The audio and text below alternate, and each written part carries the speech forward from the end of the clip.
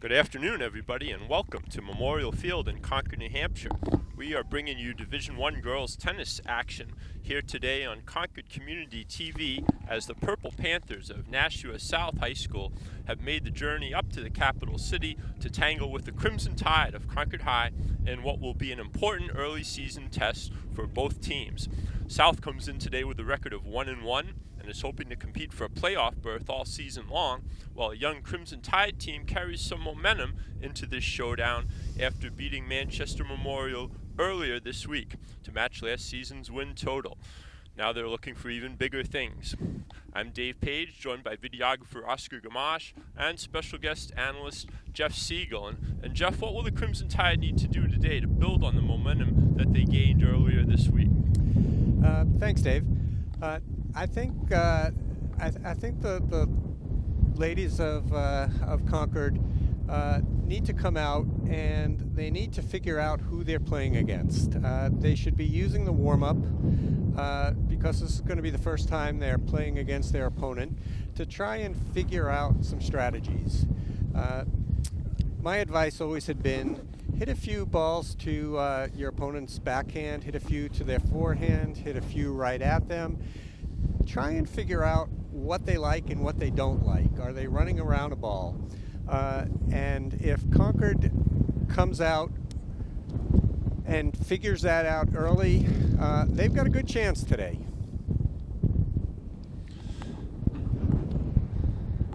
Well, here on Concord Community TV, we are going to be focusing primarily on the first two singles courts. We'll play 6 singles matches followed by 3 doubles matches between the two teams.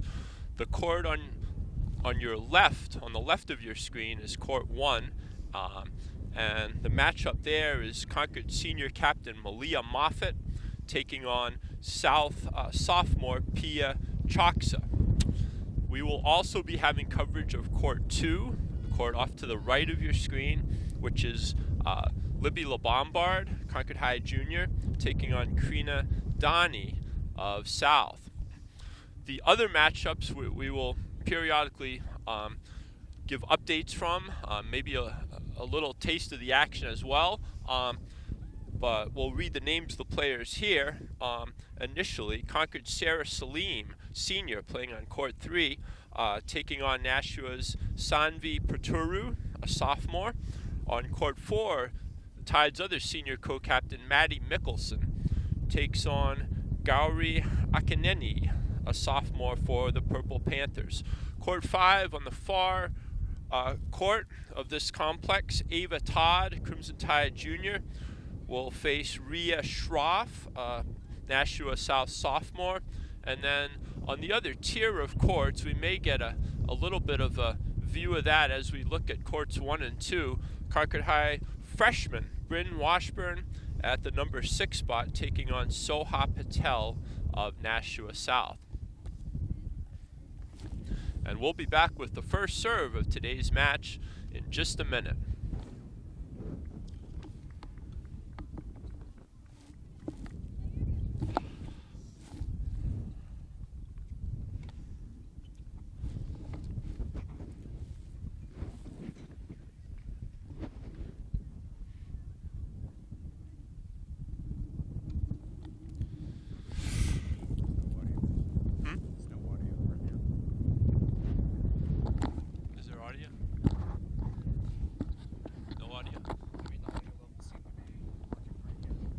No, did you pause it, or are we still on? We're still on. This can all be edited. Okay.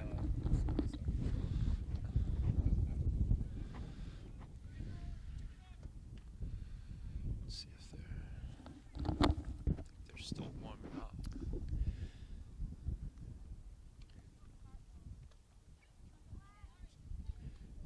Dave, as we're coming to the end of warm-ups here, it probably is worth noting that we are standing on the top row of the bleachers of Memorial Field overlooking the courts, and I'm going to guess there's a pretty steady 15-mile-an-hour wind, which is not the friend of most tennis players. And all players need to give themselves a little bit more margin in this kind of weather. You cannot be going for the lines. You cannot be going close to the lines because that wind, which is a little bit gusty but pretty steady, is going to just play havoc with a tennis ball. Absolutely, absolutely. Hitting down the middle is smart, a little more margin.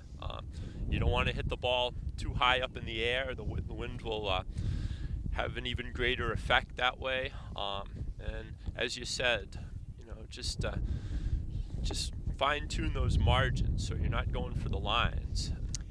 Concord High practices here every day, and that may be an advantage for them. They know the winds here at Memorial Field, and we'll hope to use them to their advantage today.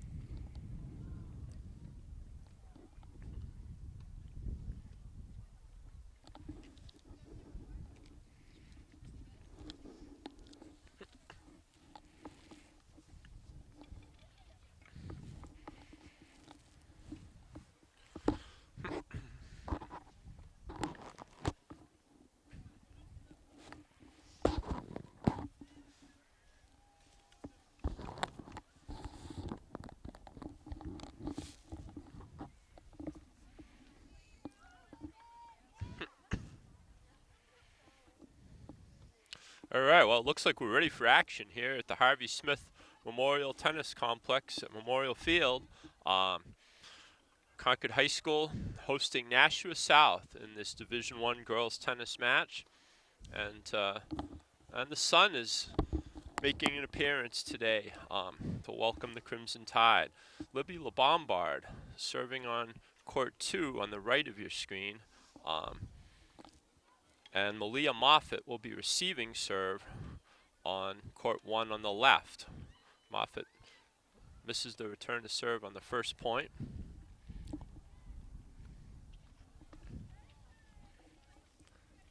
Nashua South's Pia Choksa, a year-round tennis player, and certainly will be a test at the top of the ladder today.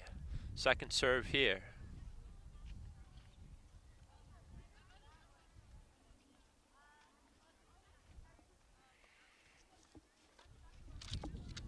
And the return just drifts a little bit too long. 30-love.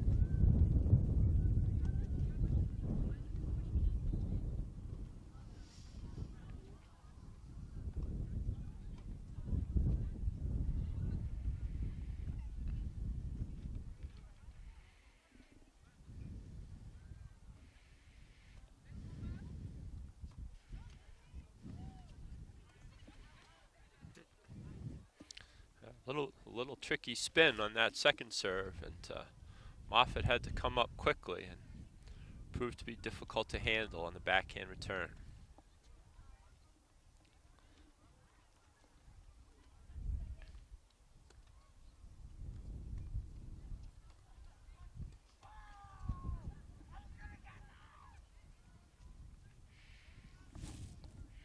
That's a nice deep forehand from Libby LeBombard on court 2, and winning the rally against her Nashua counterpart.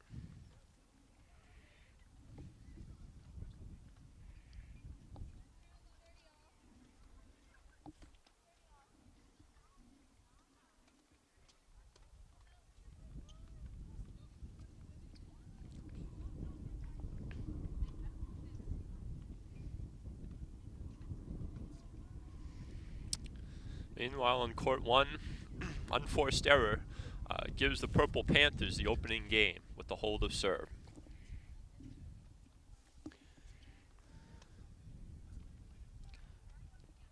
Dave, I'm going to predict that the player that can keep the ball on the court in play is going to be most successful today. This wind is going to be very difficult to play tennis in. It really wreaks havoc for a tennis player.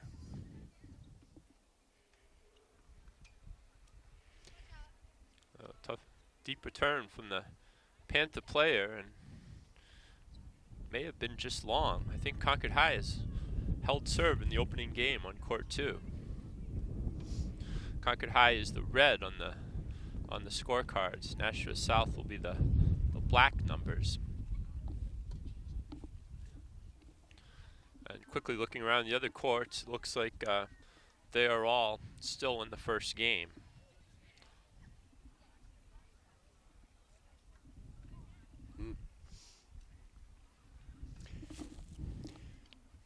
One of the things that makes tennis different from any other sport at this level is that players make their own calls. And as we can see from that last point on Concord 2 singles, player saw it in, called it in. Very impressive sportsmanship by Libby LeBombard, giving her opponent the benefit of the doubt on that call. And South got the opening game. That's a great return by Libby. Opponent had a tough lefty serve, but Libby returned it well and takes the point.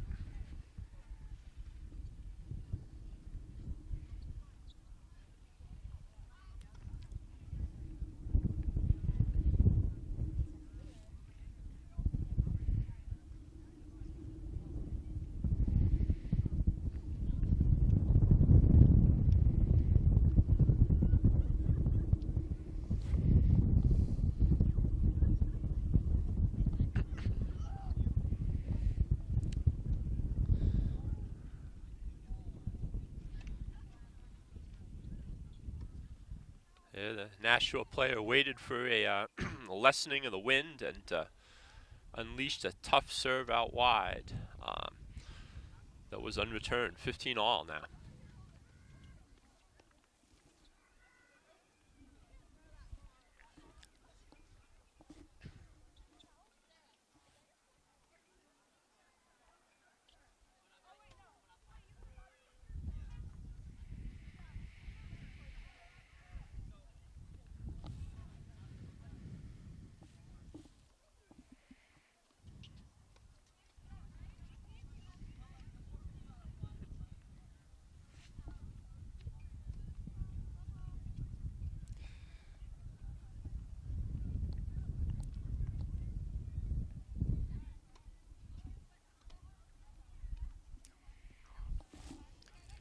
Good hard serve on court 2, right to the body.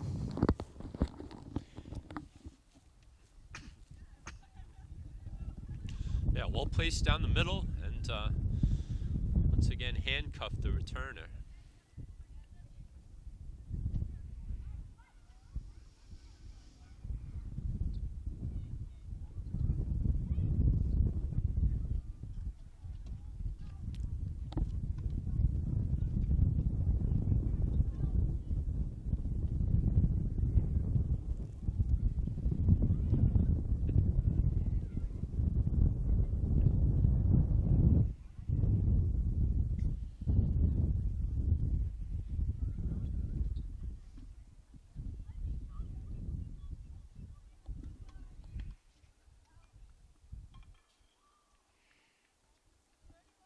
Double fault as that toss was a little low, perhaps. And 30 all, Libby Lombard right in this opening return game.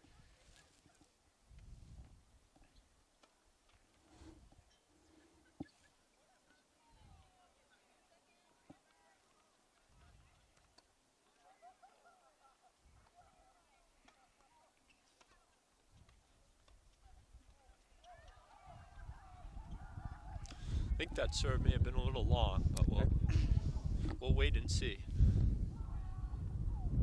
But I would venture Libby's got a break point here. I think you saw that correctly, Dave. I think I heard an out call. Meanwhile, Malia Moffat with a deep ground stroke forces an error from her Nashua opponent. Let's see if Libby can convert here.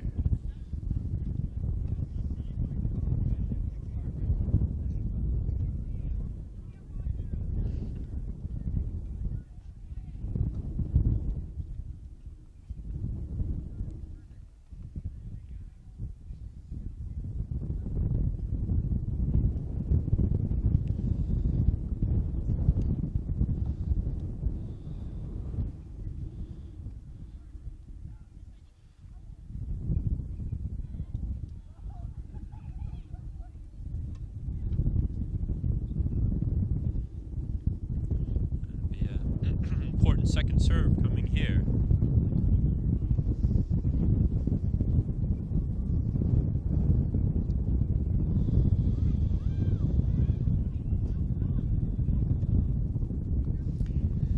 And it's missed, and we are even at 1-all. Obviously hindsight's 20/20, Jeff, but the South player did seem very hesitant to deliver that serve, perhaps waiting for a break in the wind. And if you play tennis at Memorial Field, you know that's probably not going to come very often. That is true, Dave. I don't know if the camera can pick it up, but that ball toss is moving 6 inches to a foot when she throws it up to hit it. And you've got to make that adjustment. You got to lower your toss a little bit. Waiting for the wind to die down on a day like this might not be the best strategy. So we're even at 1, and Lombard will be serving from the far end. Nice deep second serve. It's a tough return, and she misses the backhand. Meanwhile, on court 1, Nashua has taken a 3-love lead. Pia Choksa over Concord's Malia Moffat. Looking quickly down at the other courts, 1-love lead for Nashua. What a nice pass on court 1 by Maddie.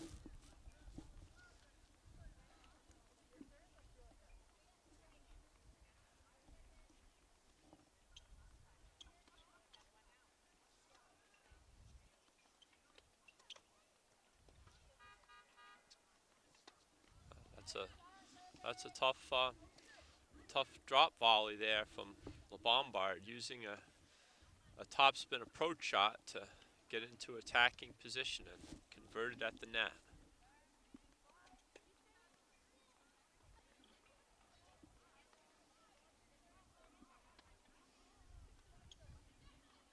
That's where the wind can be difficult, when you get pulled out wide and you have to hit a high reply, and the wind just carries it farther and farther. 15:30 now, and overcooked that forehand just a tad. 15:40.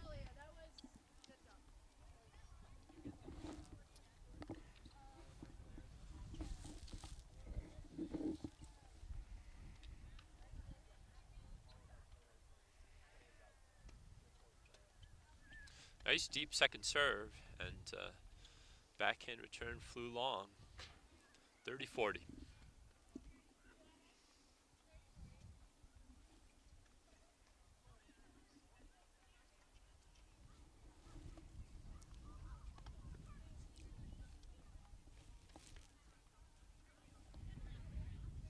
If you haven't figured it out yet, the wind is blowing from the far side of the court to the near side of the court, and that will affect what kind of shot you choose to hit.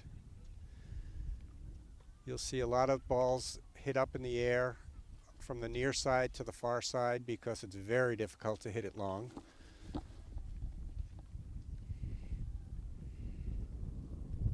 Yeah, and conversely, when you're on the far side, you really have to pay attention to moving up a little bit farther than you might normally, because the ball is going to bounce back towards the net, or not carry as far as it normally would. So on each side there are pitfalls on such a windy day.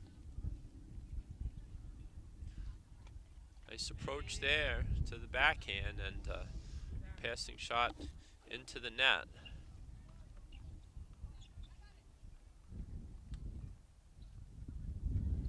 But as you said, Jeff, playing into the wind is difficult, and particularly coming up with strong passing shots.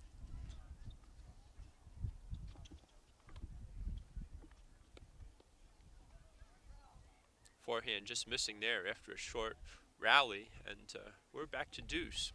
Very competitive number 2 singles match here in the early going.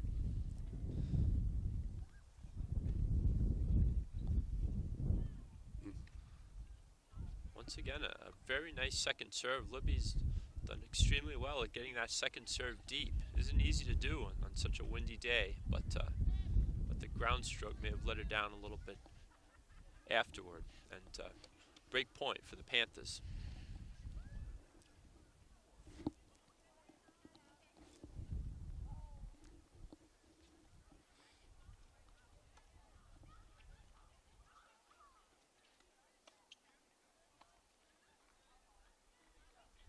That was again a nice first serve, out wide, but right into the forehand of the Panther opponent, and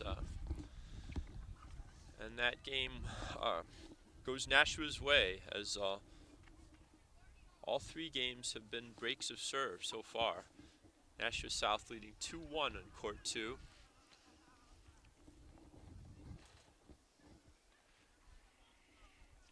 And on court 1, they're a bit further along, as Libby will go to talk to Concord coach Greg Millette on the changeover.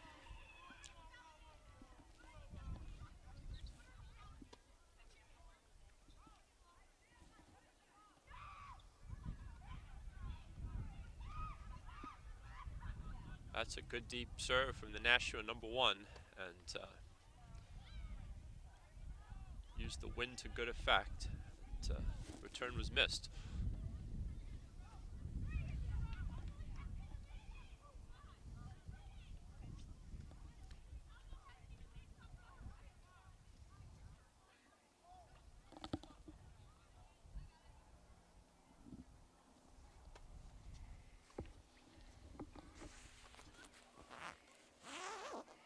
And we'll see what strategic advice Coach Millette has provided here very shortly. That's a nice first serve, and Jeff, a lefty serve is always tough to return because of the spin, isn't it? It sure is. Everything's backwards as far as a righty's concerned, because you see very few lefties. Typically, it does appear that the servers are struggling a little bit today. Near collision there on between courts 1 and 2.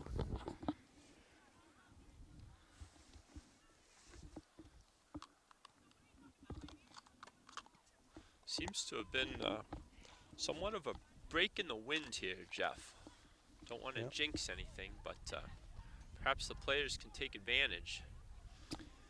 Not on that occasion, though, as double fault on the wide serve. And we're at our 3rd or 4th deuce on court 1. Definitely a positive result for Malia Moffat, as the opponent has a tough serve and is serving with the wind at the moment.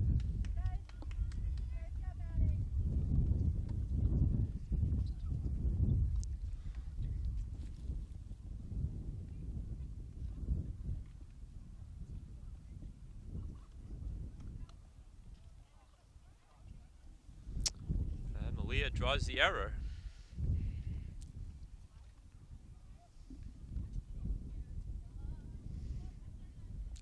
That will give her a break point, Jeff. That's right.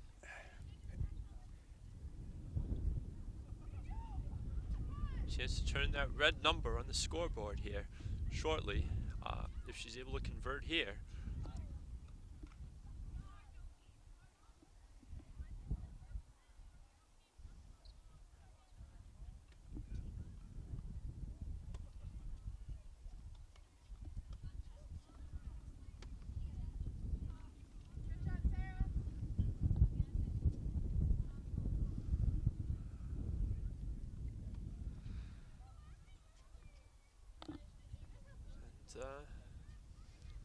Perseverance pays off as Malia Moffat has broken serve here. Mm-hmm.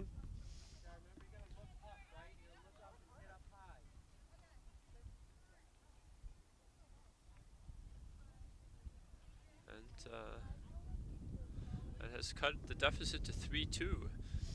Must have held serve as well in the prior game, and we've got a match on court 1. Back a match on serve. Court 2.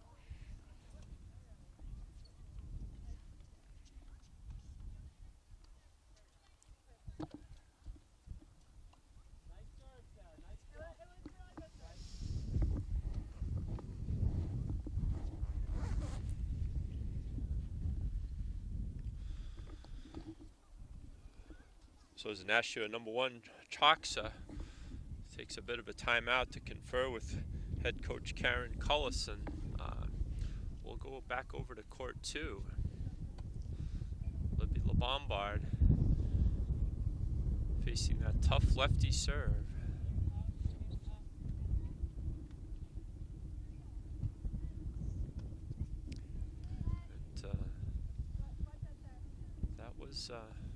And that was going to be difficult under any weather conditions, and into a gusting wind all the more so.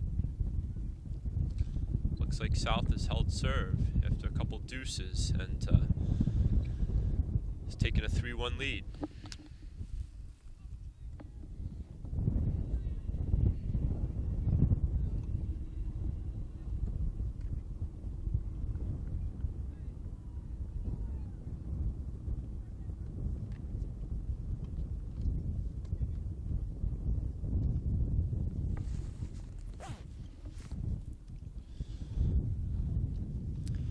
What a good cross-court backhand on court 2.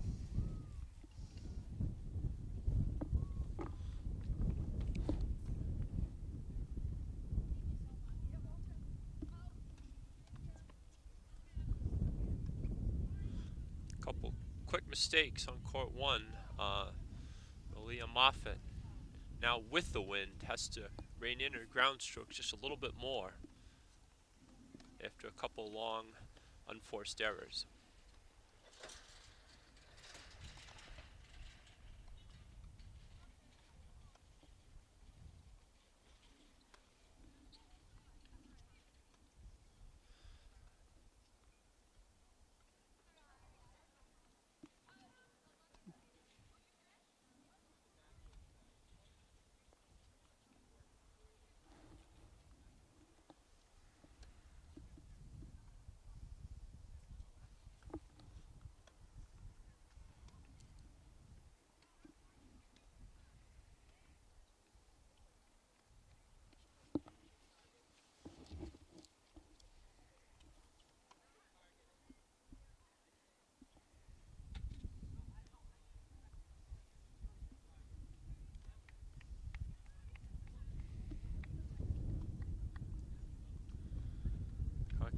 the underhand serve on court 1. Try to cross up the Panther, but to no avail. Tough return was delivered, and gives South the break a serve. Goes up 4-2 on court 1.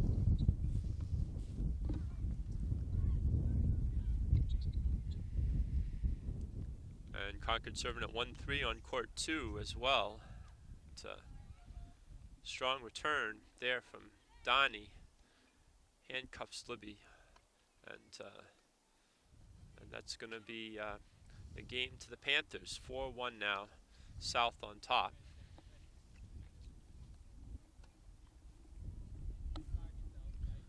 Nashua South leading 3-2 on court 3 at the moment, 3-2 on court 4, and Concord up 3-2 on court 5. So up and down the ladder, there's a lot of competition out there today. Very competitive matches so far, and positive sign for the young Crimson Tide team.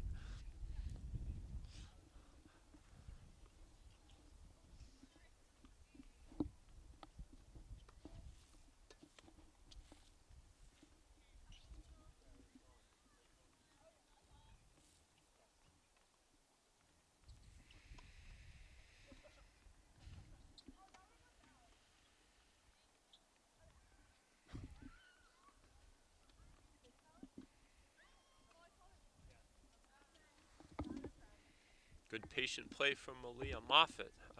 Draws an unforced error on court 1 from Choksa.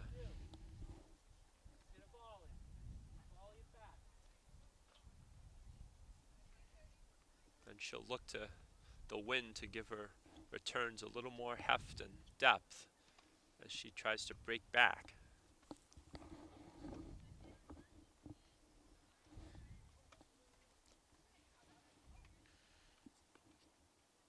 Strong forehand down the middle that time, though. Got Nashua the point.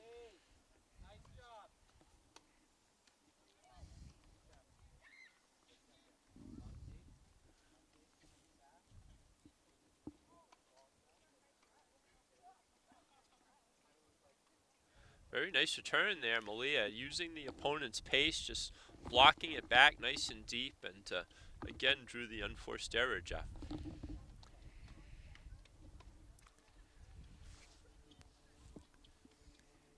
These scores are pretty competitive here, Dave. It's just a couple of points that are keeping Concord down here in the score on most courts, but so far so good. They are playing pretty well. Absolutely, yeah. Nashua South is a strong team in Division I. Has already beaten Keene and lost a close one to a very tough Pinkerton team. So they currently come into this match at 1-1. Concord High 1-3, but again, they are on a winning streak after defeating Manchester Memorial in the Queen City on Wednesday.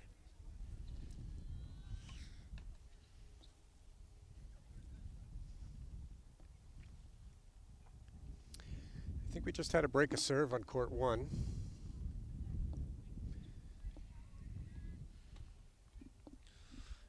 Yeah, Malia has drawn within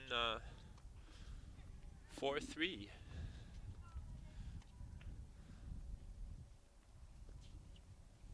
So very, very encouraging sign there. Malia Moffat played number 6 for the Crimson Tide last season.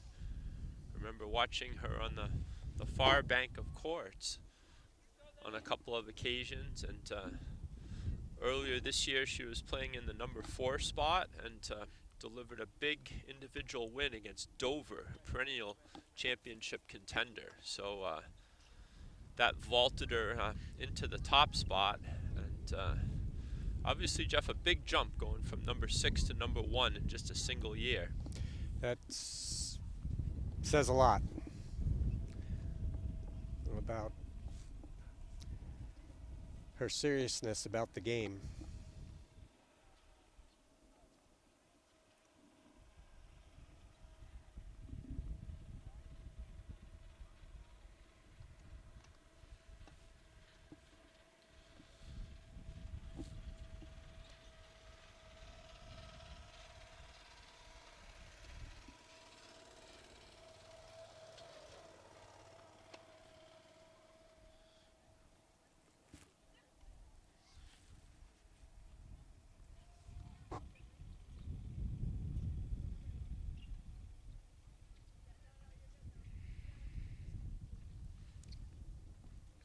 while we wait for Court 1 action to resume, take a look at Court 2, where Krina Donnie, Jr. for the Purple Panthers, getting ready to let fly that nice lefty serve.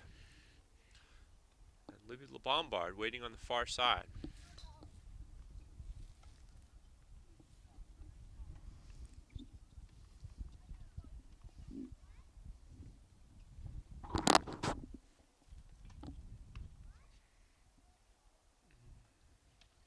Donnie didn't hold serve into the wind in her last attempt, and I think she may have been broken here too, as Libby has closed the gap, serving a 2-4 now. Very competitive number 2 singles match.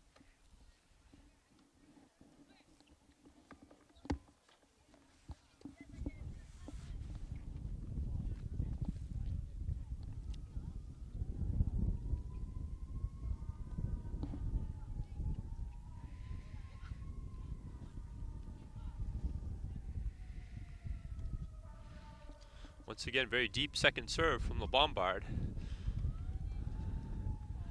And was aggressive there at the net. Probably had the shot she wanted, but a little bit of a big swing there. And when you get the wind behind you, that can be trouble.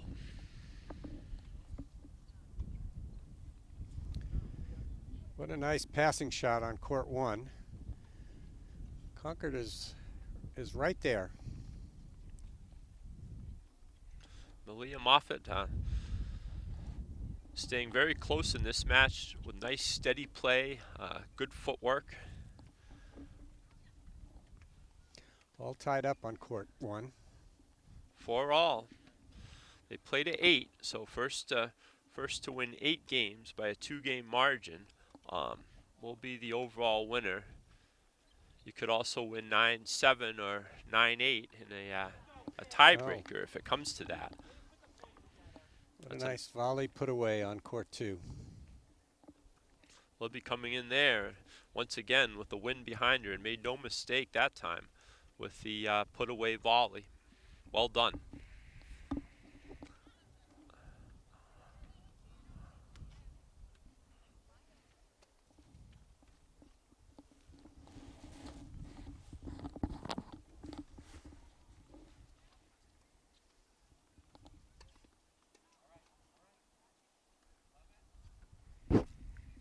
Just a little bit of impatience there.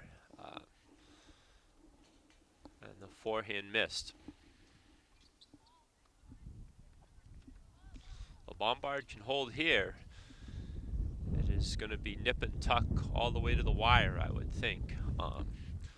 Big difference between 3-4 and 2-5. Let's see if she can buckle down here.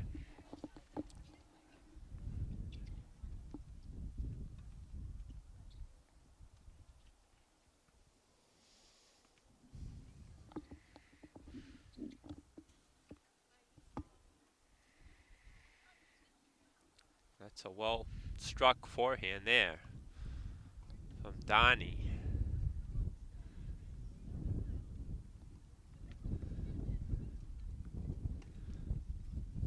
Once again, good deep serve, went unreturned.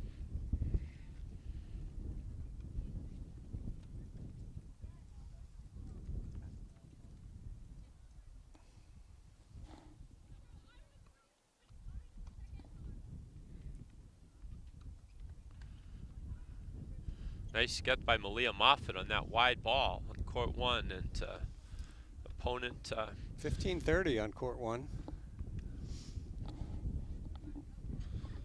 So it's 4 games all.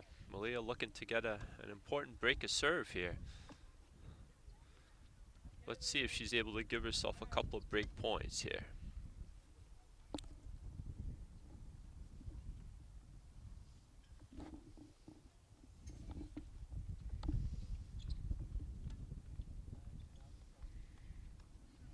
Nice serve. That's a very nice serve from Choxa. Evens things up at 30-all.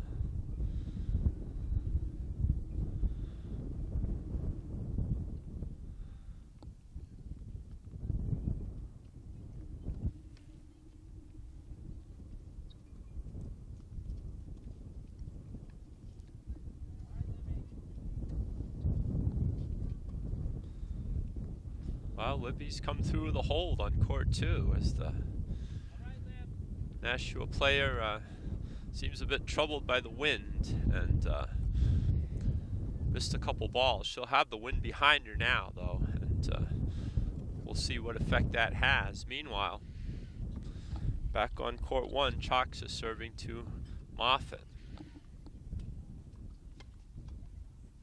Nice serve, nice return on court 1.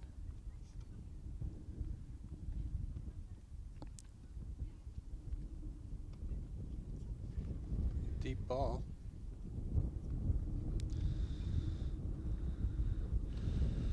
Oh, that's too bad. That was a well-played point by Moffat. She just has a very nice compact return, which is effective against a hard serve.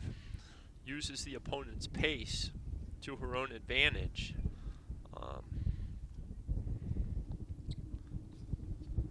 But ultimately, Nashua has the ad.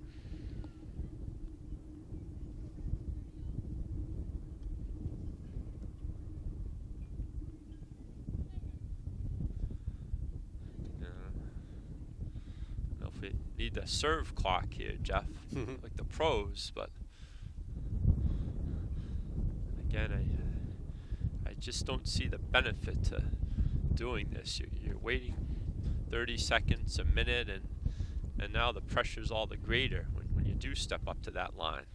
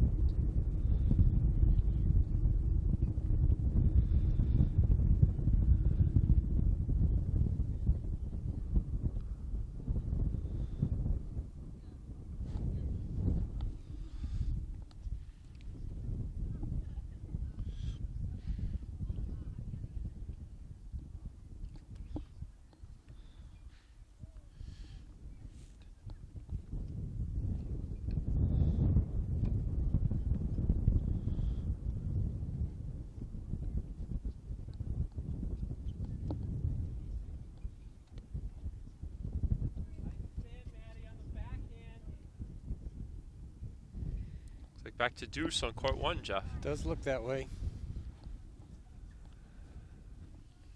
Action resumes on second singles here. 4 serving 3 now. Nashua South up, but by a very narrow margin. And this player has struggled with double faults. We'll see if the closeness of the match has any impact on that.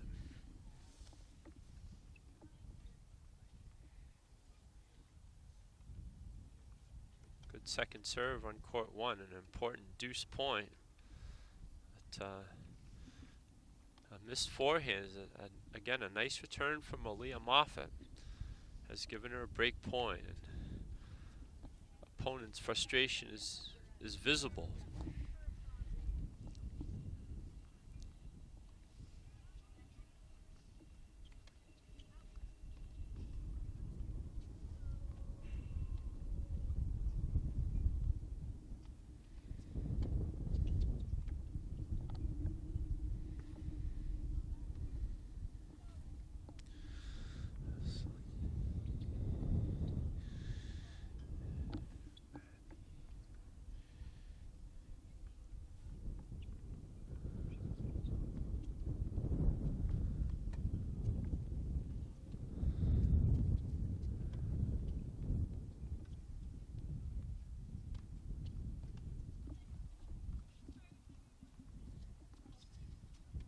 That's a good serve there. It was.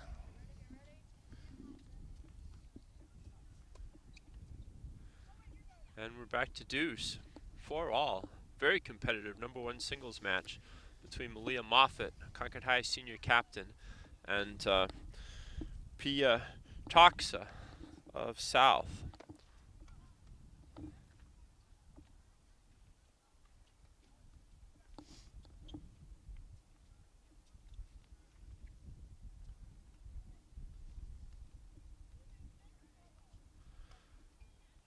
A good second serve there, and Malia may have taken her eye off the ball a bit early in the windy conditions.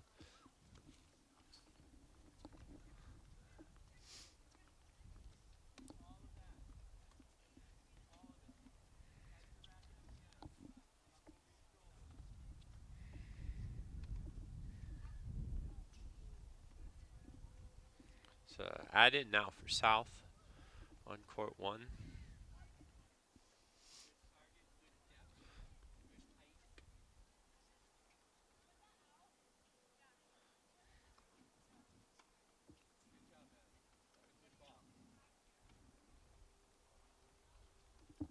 Moffat just narrowly missing Just that missed backhand. it. And a lengthy game goes in the Panthers' favor. They always say, Jeff, that the longer the game goes, the more of a momentum shifter it can be, and we'll hope that's not the case here from the Crimson Tide perspective. Yeah, hopefully no harm done there.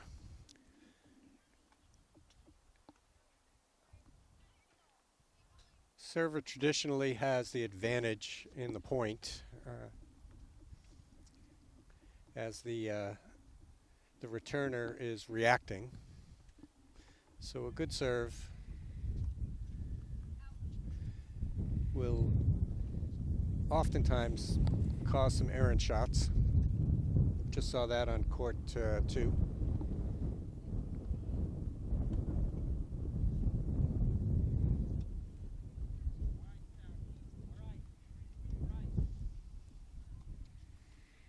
Libby LeBombard with Charges the net and draws the error.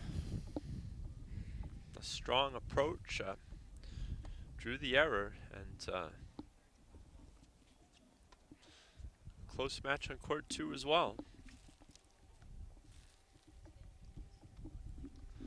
It does look, Jeff, that Ava Todd, Concord's number 5, has come off, and when I saw the cards last, she was down 6-3, so I'm assuming it was 8-3 or 8-4 in the Nashua column for that match.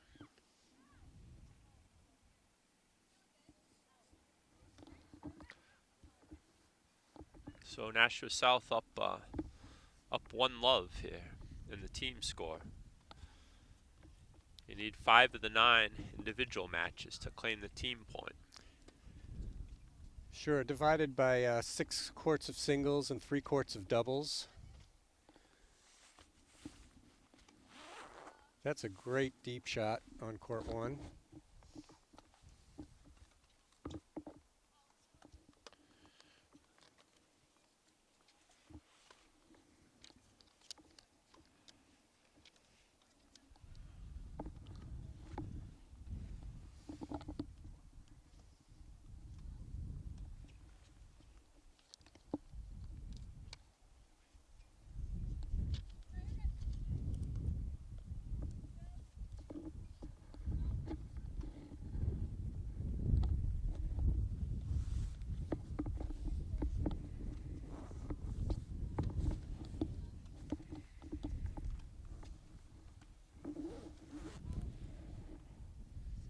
That's nicely done by Malia Moffat, using the wind. She's got the wind with her, and just a nice heavy ball that kept carrying and carrying. An opponent couldn't do anything with it.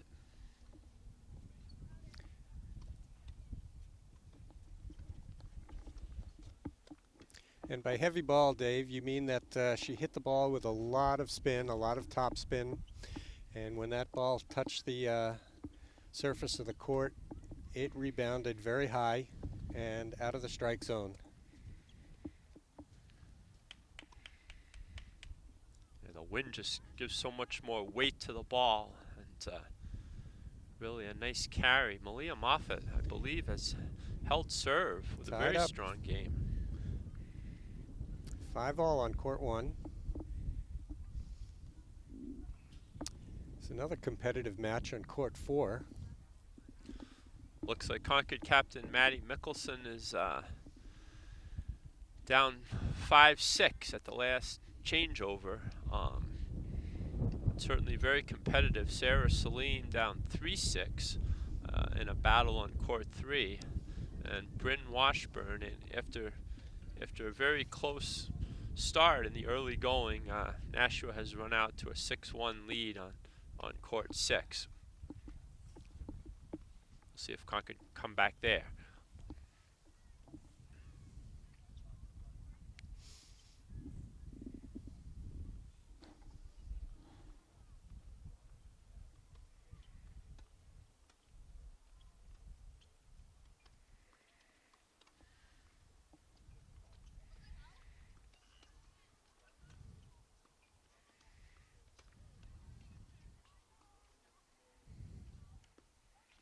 That's a good rally by both players on court 2. Nice backhand return by LeBombard.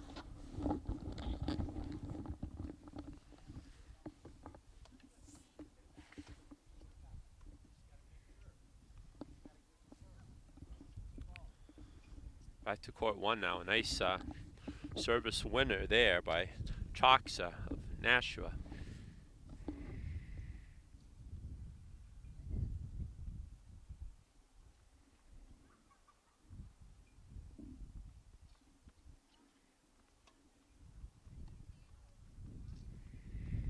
(30-15), serving at 5-all.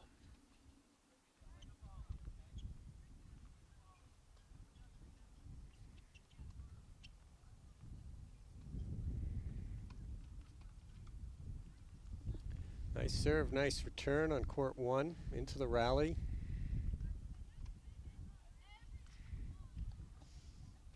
Choxa ran up nicely on that short ball and kept it low.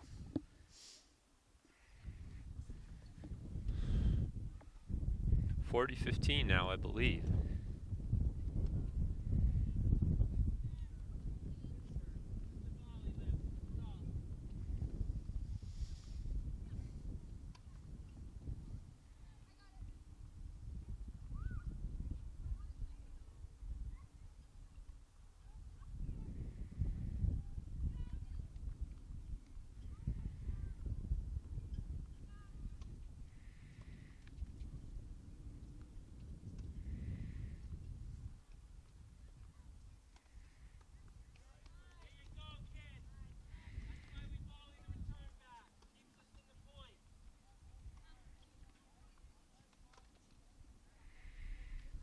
And Malia draws the error.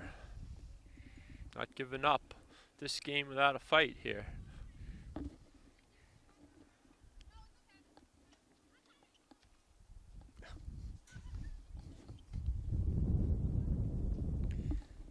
Serves are out this time.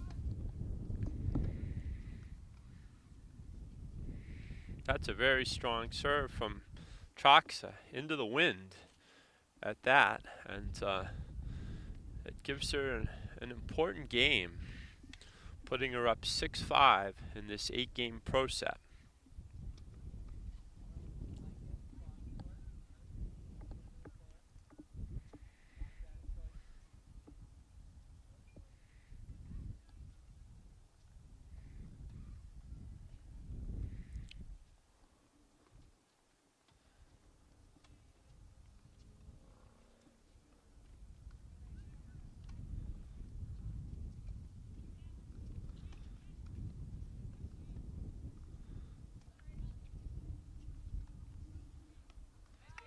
What a great point on court 2 there. Libby LeBombard has been encouraged by Coach Millette to take shorter backswings on the return of serve, and it's really starting to pay off as she has put a lot more returns in play.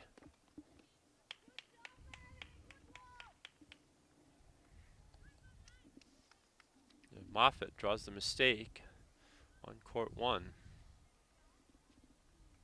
15-all, I believe. And,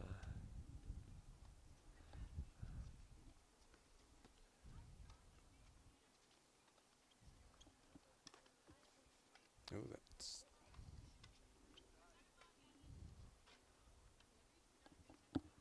and another mistake there, as at the end of a nice rally. Moffat using consistency and quickness and counterpunching to stay in this match. That time may have gone to the well once too often, Jeff, with the underhand serve. Opponent seemed to be ready.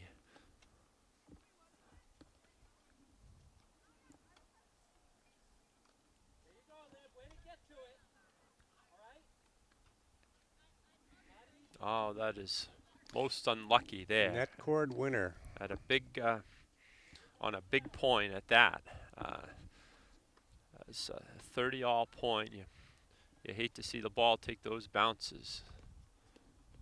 But comes back with an unreturned serve. Back to deuce now.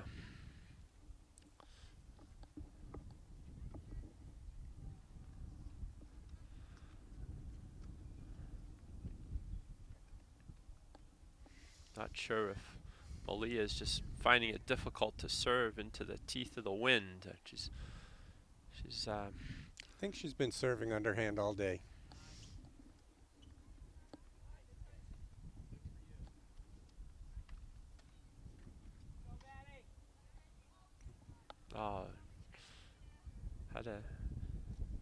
Had an opportunity there and went for it, which you like to see, and just missed by a little bit. And Nashua South has converted a service break here at a most opportune time, and Panthers will be serving for the match now at 7-5.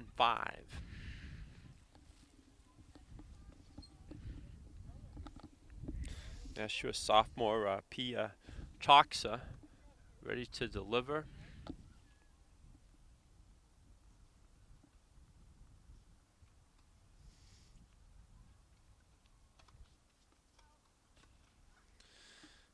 And a missed return puts South up 15-love. Some nice backhands by the Nashua player on court 2 as she really starts to seem to be finding the range on that shot. Not easy into the wind.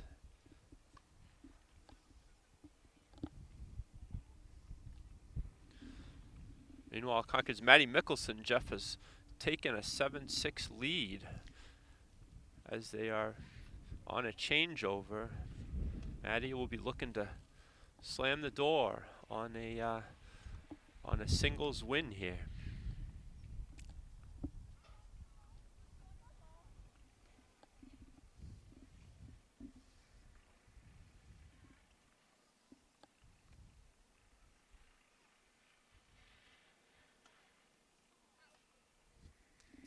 They'll be way inside the baseline on that return.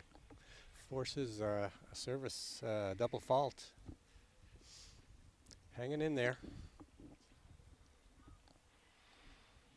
Changing the position on the return can be beneficial.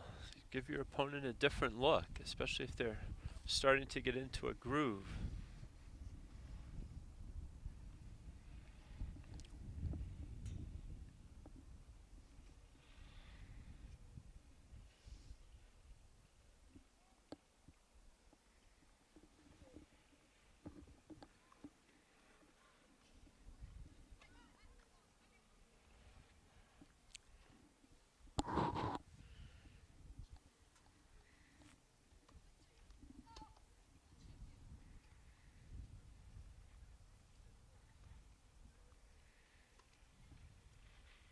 Nice deep return there.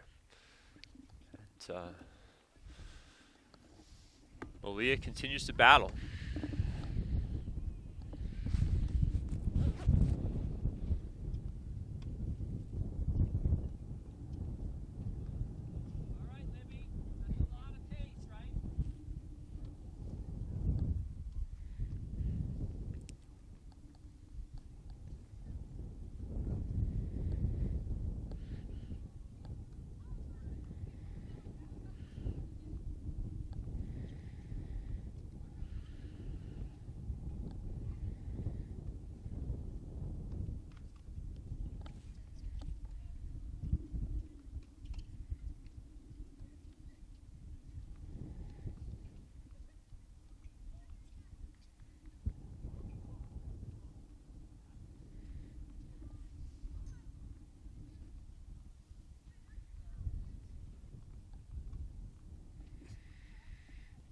Good strong second serve there from Troxa, and that, we'll see. The match continues, but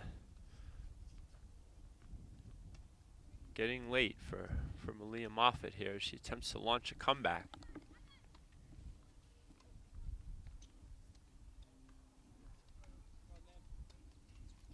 Nice serve. Advantage to South on court 1. Match point for the Purple Panthers.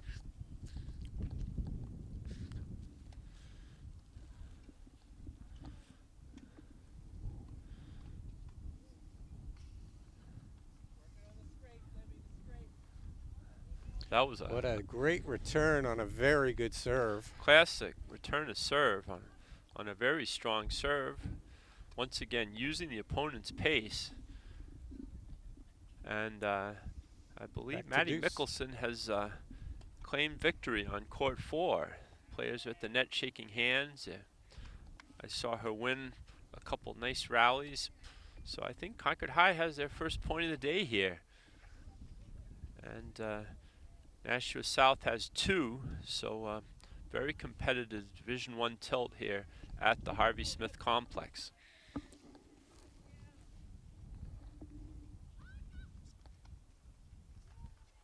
Again, a very nice return. Draws the error again.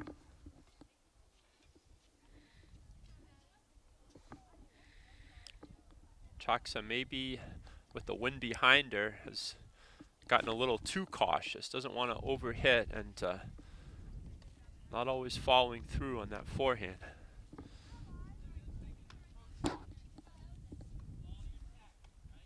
But she continues to serve well, and that has given her another match point.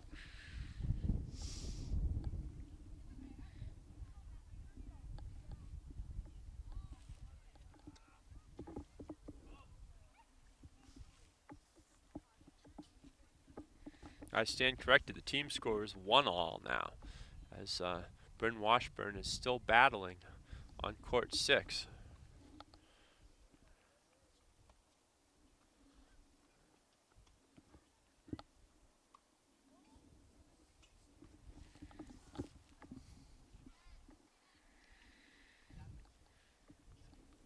He'll be Lombard down 4-7, but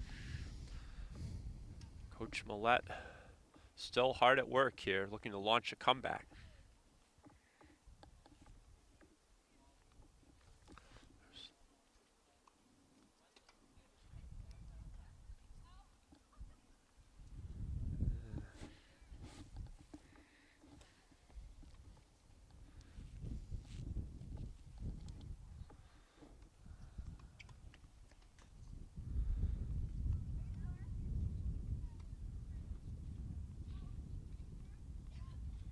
A couple very close calls there by the Purple Panthers at a key moment, and Malia Moffat, with excellent sportsmanship, goes to the net and shakes hands.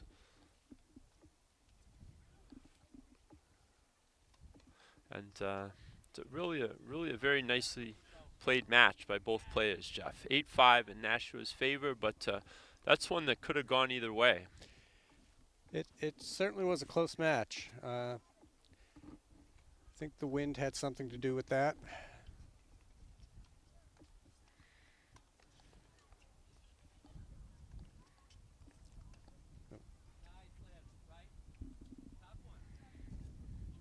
Malia Moffat did a very nice job counter-punching against an opponent who hit with more power, and was able to use the wind to her advantage at times.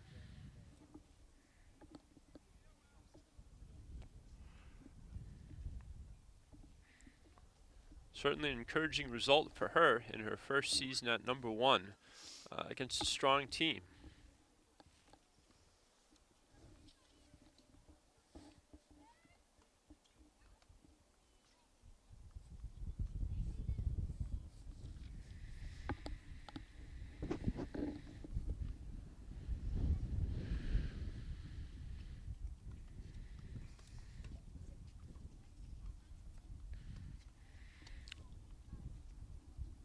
So Nashua South now up 2-1 in the overall team scores. Libby LaBombard staying afloat here on court 2 against Krina Dani.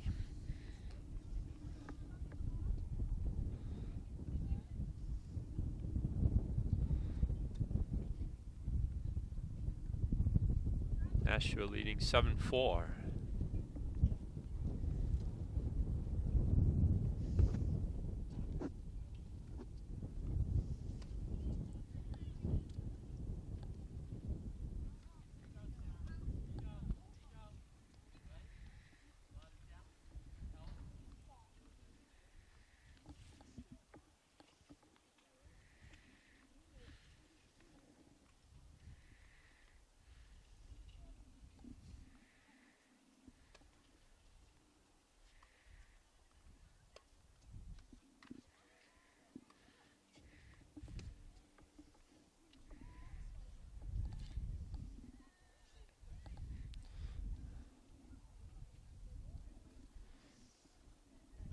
Back to deuce on court 2. Looks that way. And this match has been filled with long games, and the current one is no exception.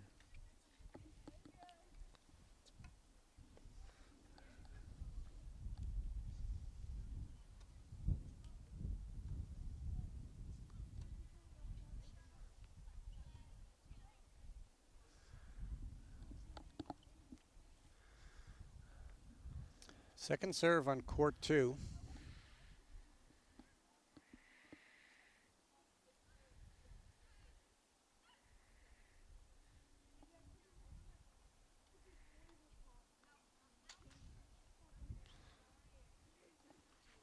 And looked like she may not have gotten the toss she wanted on that one, Jeff, and double fault resulted.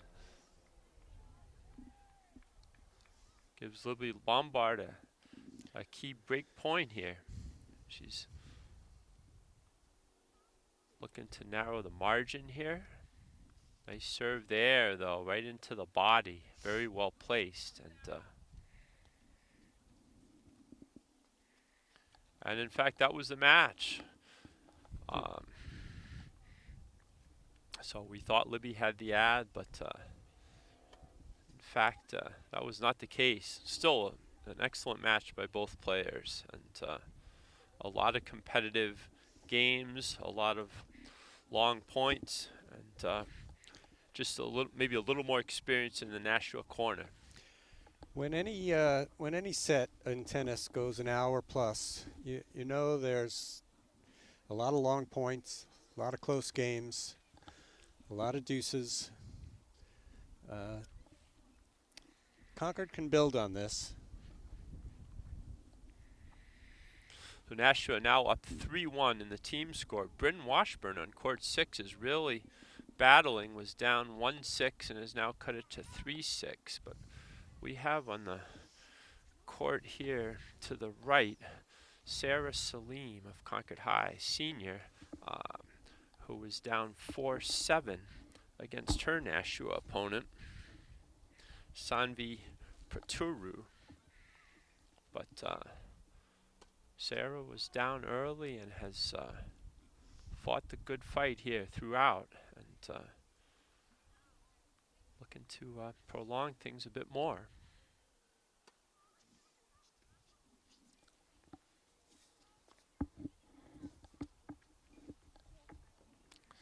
You see some really good hustle there from Sarah. Competitive dancer, so the footwork is there for her, but the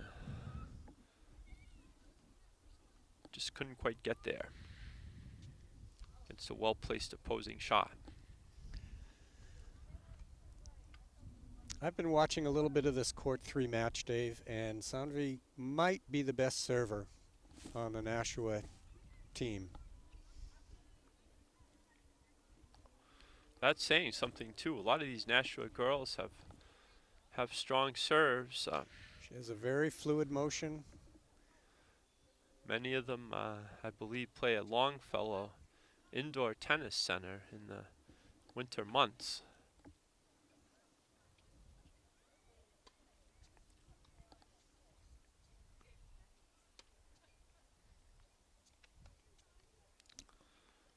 Boy, Sarah there could not have hit a nicer return to serve, but the backhand was a bit more problematic, and point goes South's way.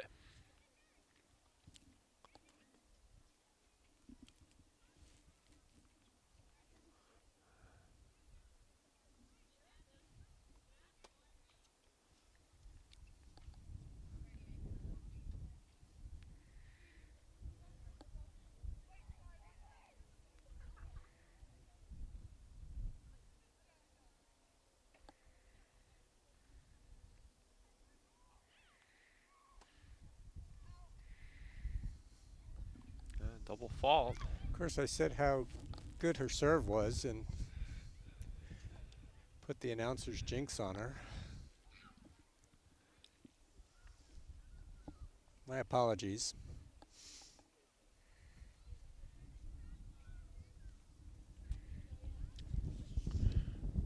Turu doing a smart thing, taking a little extra time to collect yourself after that double fault.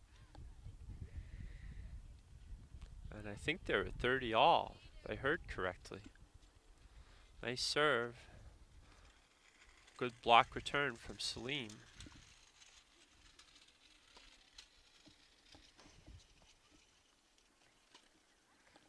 No. That was a good point there. Sarah may have left a little too much room on that near sideline, and the Panther player was able to thread the needle. But it's not an easy shot at this stage in the match, so all props to her. I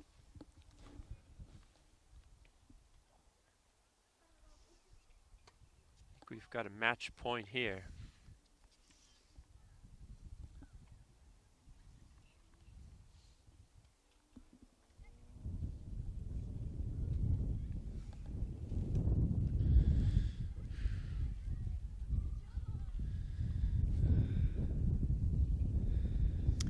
Wind's picking up a bit.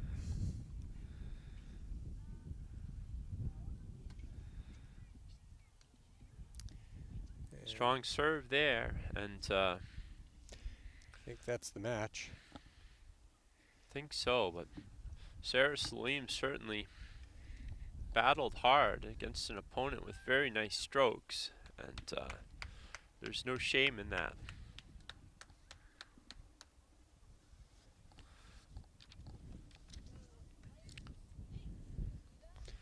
Looks like we'll see how that number 6 match is coming, Jeff. Are they still going, or are they? No, I think they just finished. If I see the scorecards correctly, reset to 0-0.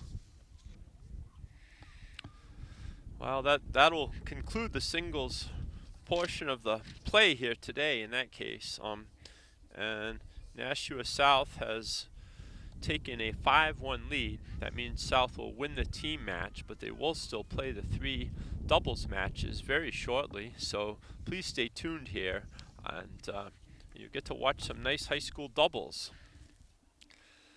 Just to quickly go through the singles results. Number 1, Malia Moffat lost 8-5.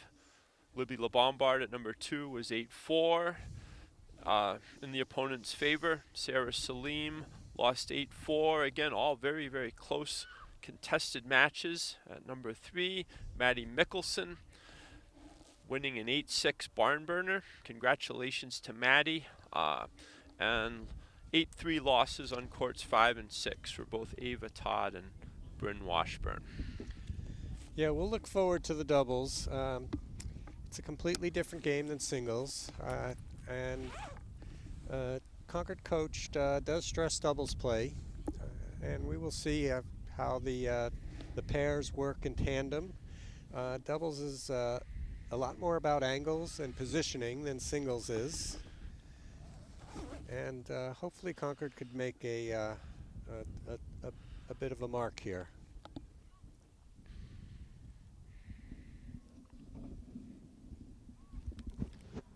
I was at the match against Keene earlier this week, Jeff, and I have seen real improvement in Concord High just in that short 4-day span. Their singles much more patient in their play, more accurate serving. I've been impressed with their evolution so far this year. And we'll look for more to come.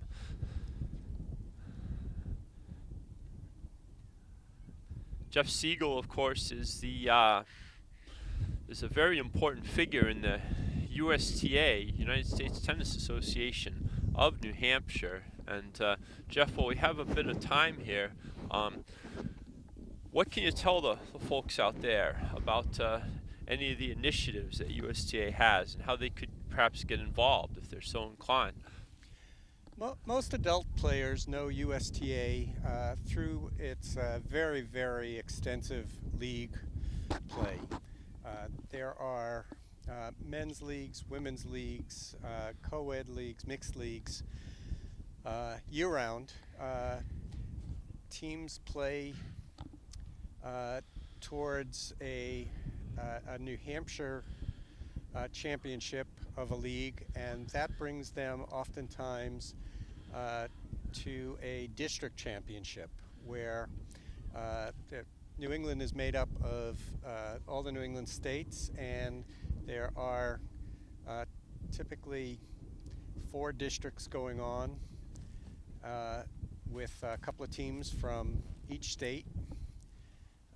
If it's a large league like New Hampshire has, oftentimes 5, 6, 7 teams in a league, then the first 2 teams will go, and then the 4 district winners will meet again in a sectional playoff, and that team that wins that match, that championship, goes on to a national championship. National is made up of 17 sections, New England being one of them. New Hampshire is a state association of New England. Each state has a state association in New England, except for Massachusetts, which has 2, Eastern and Western. Massachusetts is the way it's divided. All the other states are unique. In addition to league play, which most people are familiar with, USTA also has a very active junior play program. It starts with Tennis in the Parks, which is a beginner's introduction to tennis, adults and children. And through the Tennis in the Parks program, kids will get a racket, a t-shirt, and get an introduction to tennis. And then there are various programs that can bring you further along as you graduate from that beginner stage. There are leagues, junior leagues in New Hampshire, where teams play for regions.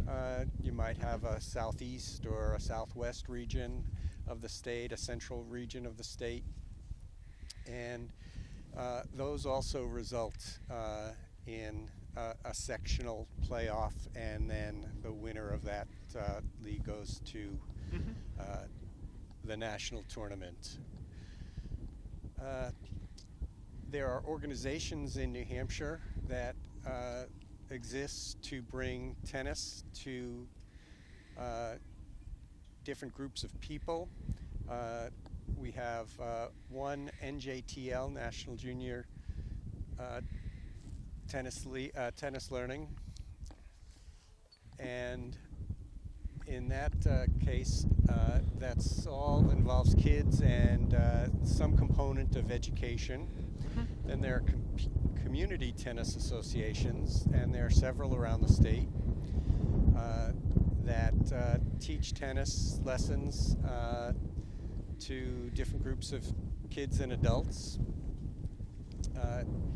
And New Hampshire is governed by a board of directors, and our main purpose is to grow tennis in the state of New Hampshire. Through this section, we receive about $14,000 a year to give away to nonprofit organizations that are trying to grow tennis in New Hampshire. Boy, it sure is nice to hear about all the different initiatives in place to grow tennis here in the Granite State. I'm wondering if we have maybe some young kids out there in the audience today, maybe watching a sibling or a neighborhood friend, and they think, hey, I'd love to try tennis too. Are there any tennis in the park programs in the Concord area this summer or spring that they could get involved with? There are 17 tennis in the parks programs in New Hampshire. Concord is one location. Bow has a program. The thing holding back even more locations is actually people to teach. And if somebody is interested in that, they can go to USTANH.com and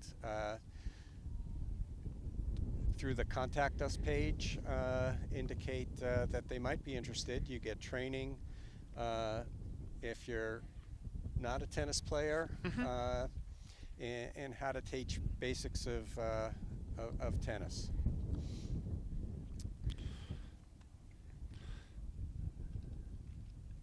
And are the instructors limited by age? Is that something that a high school or a college student could do? Or for insurance purposes, that instructor has to be 18 years old.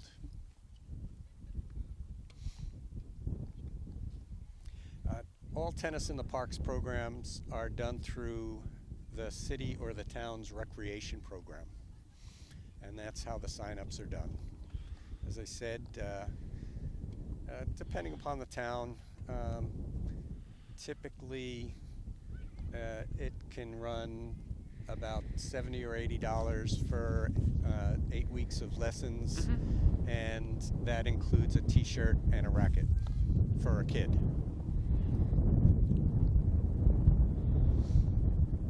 I might say the properly sized racket is important when you're starting.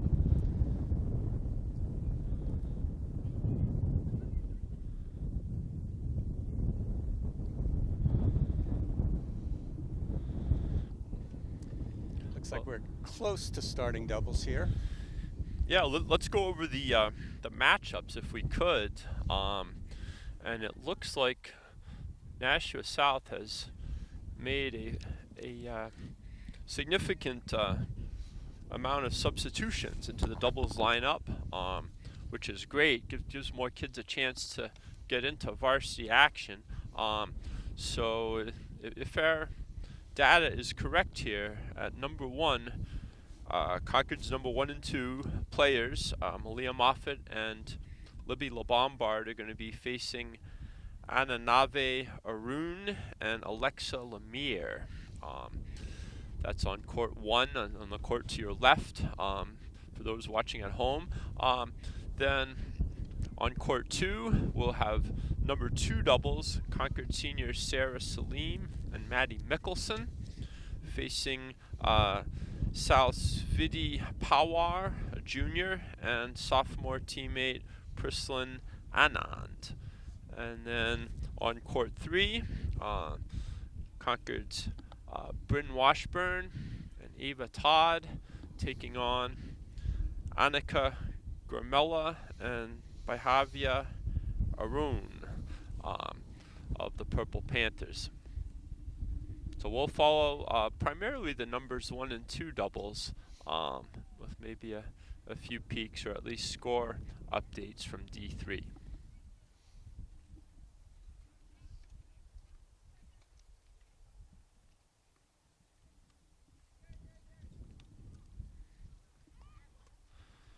Looks like number 2 double is already underway, and Sarah Salim serving from the far end with the wind in the opening game.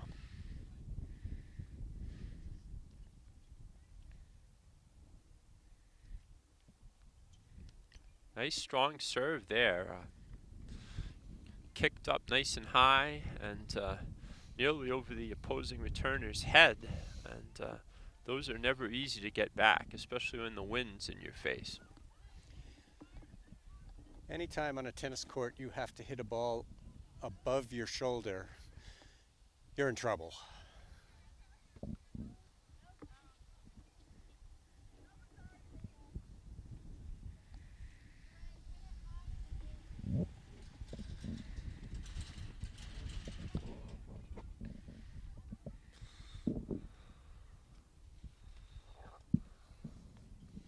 Salim going for the first serve down the middle. And now just gets a nice deep one on the second serve, and Maddie Mickelson was fully ready for that one. Put away a nice volley into the alley, and nice opening game for the Crimson Tide. I think number one double is just about to start on court one as well, as a nice handshake routine by the Crimson Tide, getting them fired up, as they'll be returning serve to start.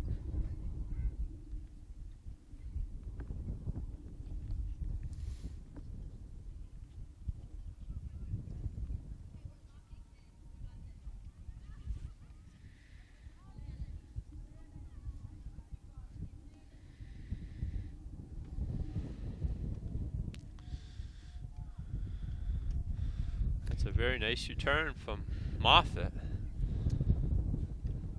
Gets Concord started off on the right note. What we want to pay attention to here in doubles is how a team works in tandem. Good doubles has been described to me before as thinking about a string or a rope tied between you and your partner, and you keep that rope taut with court coverage, and when one partner moves, the other partner moves accordingly, cutting off angles, creating angles, and we'll be looking for that.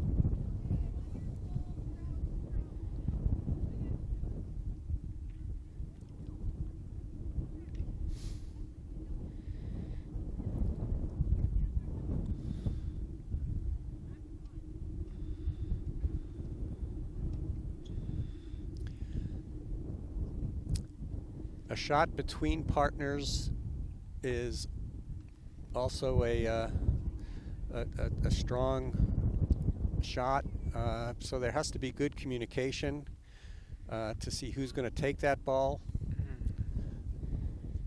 so there are no collisions. Yeah, often down the middle in doubles, and forcing the opponent to communicate is a smart option. These newer players for South seem to have a problem with the wind, finding the service box.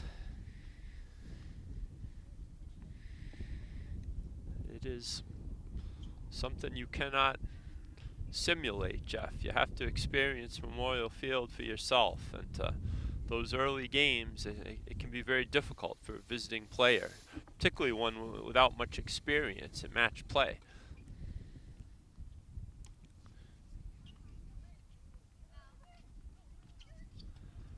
Maddie Mickelson with a nice return to serve there. And some aggressive net play on both sides there. South ends up winning the point. Kind of a strange point.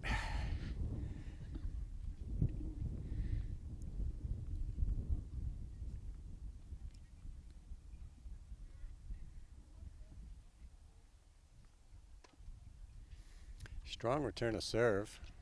Very nicely done by Sarah Salim. She and her partner Maddie Mickelson, good friends off the court, and that always helps boost a partnership, particularly when times are tough. You know you got a good friend there with you.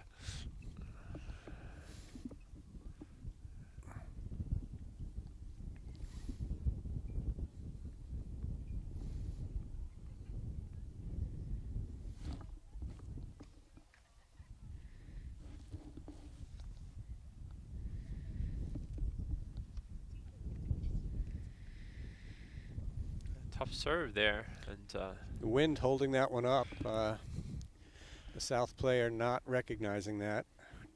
Caught a little flat-footed. yeah, she's really going to need to take a couple extra steps towards the net to reach those balls. Nice play there. That's a perfect doubles point. Strong serve, weak return, and your net person puts away the ball, finds the angle.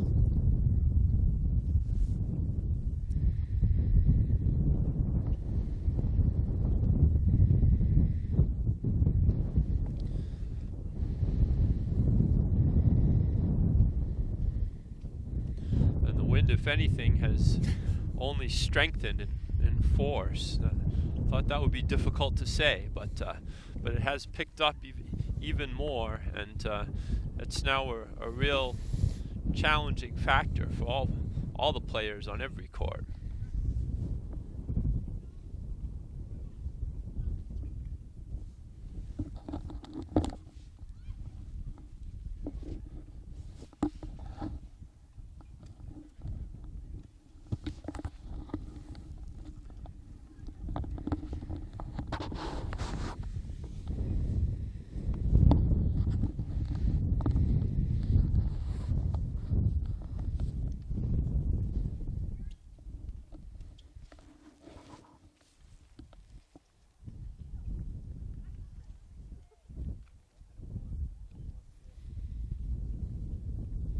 Deep shot by LeBombard. And I think that's going to give game to Concord High. Put them up 2-love on the #1 doubles court. 3-love on court 2. Concord High off to a quick start on both courts and moving in unison, playing aggressively. To be fair, these are against players from the lower part of the South order, outside of the starting lineup. But nonetheless, Concord looking very sharp in the early going.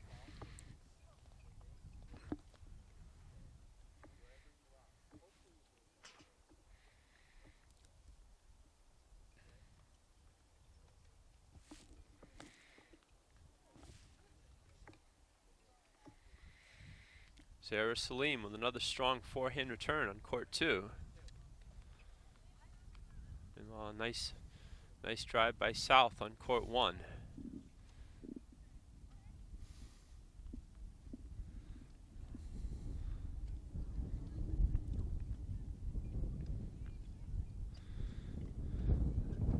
Addie Mickelson running up very nicely there.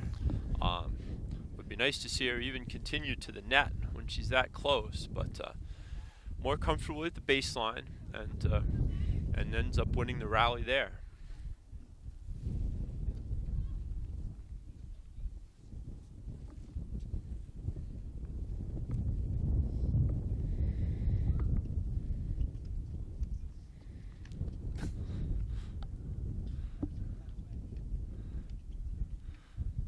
Good hands on court 2 all around. Good reflexes. Once again, some unexpected net chords testing the hands of the players, but they have responded well on both sides.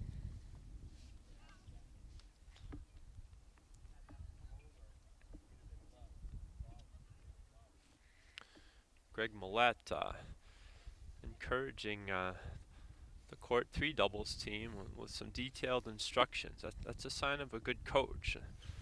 Match may be over from a result standpoint, but you're always trying to get better, and Concord doing that well today.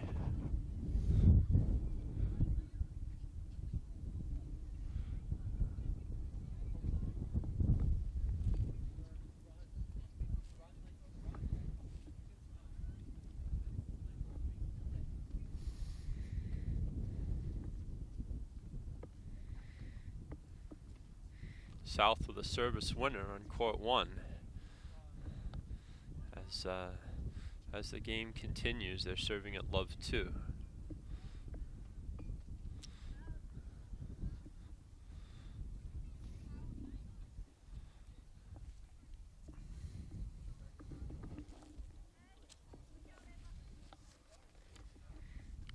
Concord High has got 13 players on their roster this year, adding strength in numbers from recent seasons. 3 seniors, Moffett, Salim, and Mickelson, all in the top 6. 4 juniors, 2 sophomores, and 4 freshmen give hope to the Crimson for the future. And I know Coach Millette has a youth program that he expects to see the fruits of soon as well. Such a difference when you get kids coming into the program and already having the fundamentals down.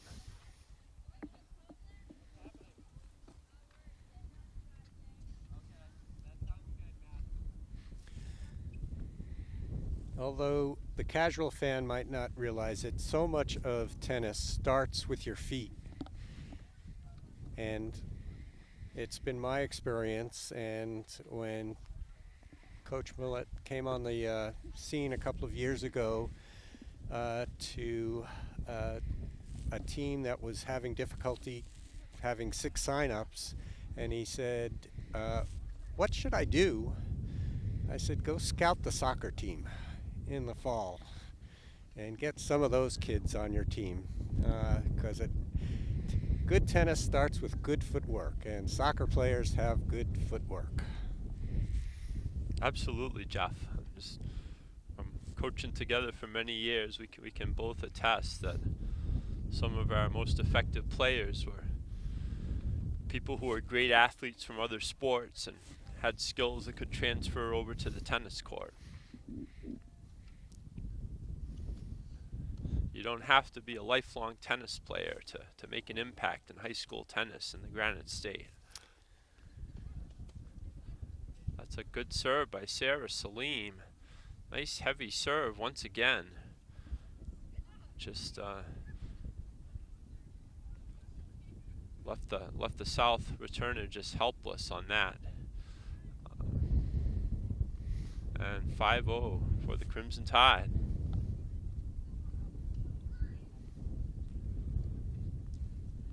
Concord, meanwhile, up 2-1 on number 1 doubles, as South was able to hold serve on the far end. And good deep shot. Malia Moffett once again showing off those steady and deep ground strokes. And South player wasn't fully ready for it, it appeared. Nice return there from the ad court player. And not sure of the result.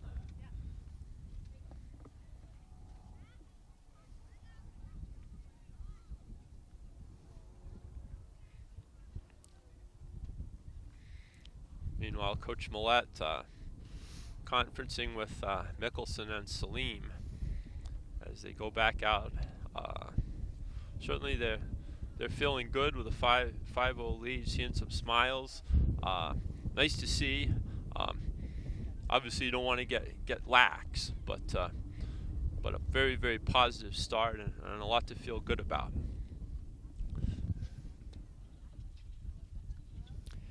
Nice strong return on court 2. Dave, you coach for years and years and years, and I'm sure you spoke with players with a 5-0 lead. What did you say to them in those circumstances? Well, if my memory serves, I tried to tell them to forget about the score, back to 0-0, or say the 5 was the other way, and think that you were behind. You definitely don't want to start getting cocky with a lead. It's so easy in a game like tennis where you're not able to run out the clock the way you are in some sports, to lose the momentum, and once you do, it can be tough to get it back. That's a great point. You can't sit on the ball. There is no clock in tennis. You have to finish the game.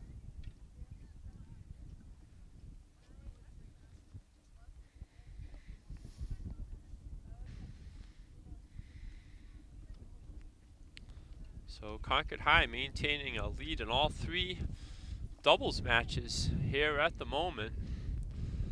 Number 1 leading 2-1. Number 2 up 5-0. And number 3, Washburn and Todd, also with a 2-1 lead. As a few raindrops seem to be coming on here at the field. Hopefully it'll just be very light and we'll be able to finish the match.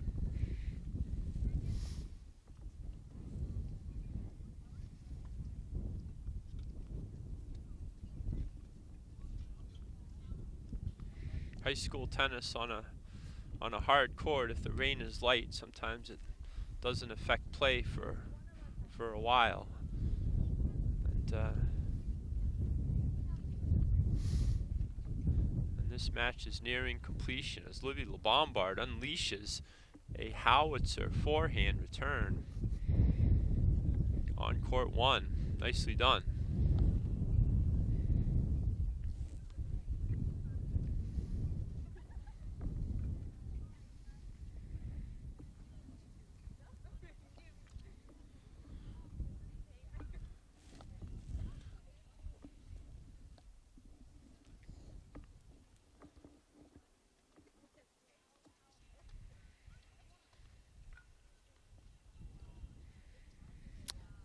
Nice run by Moffat into the corner. Good athleticism there, the running forehand. It's not easy to hit it by both opposing players when they're lined up like that on different parts of the court, but she was able to do it with a nice running forehand.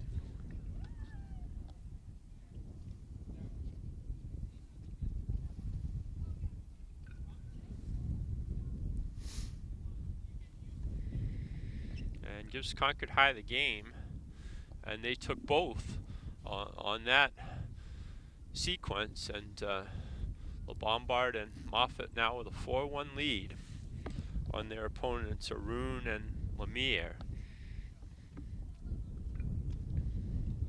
Maddie Mickelson serving at 6-love as the second doubles was able to break serve quickly, and Maddie now serving into the wind. Wind has died down slightly, but still can never be counted out as a factor.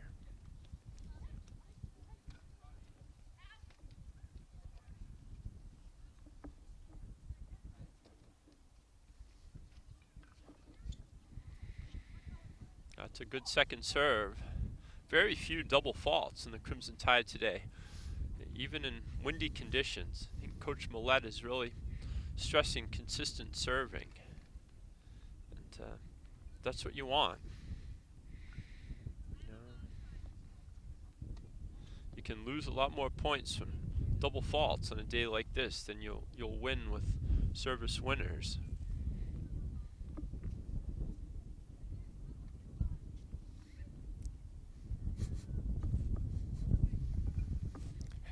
The announcer's jinx there, Dave. Guilty as charged. Unfortunately, Maddie was the victim of that. We'll see her get it back here. Let's hope. Maddie, an excellent volleyball player in addition to her tennis exploits. You see her quickness and athleticism and even a willingness to serve and volley, Jeff. You don't see that very often anymore. And I think it may have taken the returner by surprise as it drew an easy volley for Celine to smash into the open court.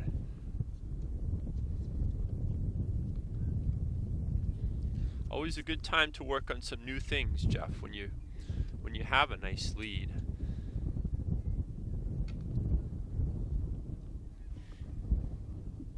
See if she's serving volleys here. Oh, that one was we'll see if the second serve. Nope, staying back.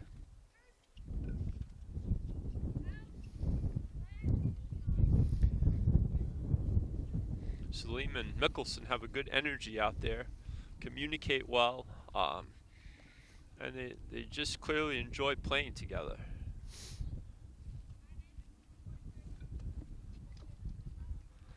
Serve and volley again. And again, Salim. Strong serve, weak return. Your net person puts it away. That is very good doubles there. And as a result, Concord High now up 7-love in this number 2 doubles match. Washburn and Todd flipping the cards in the D3, leading 3-1, and 4-1 for Concord High at number 1 doubles.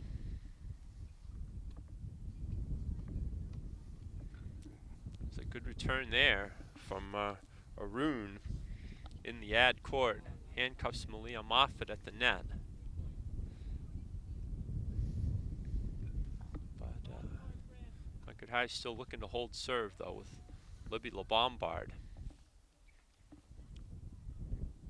Libby's second serve is typically very deep and accurate.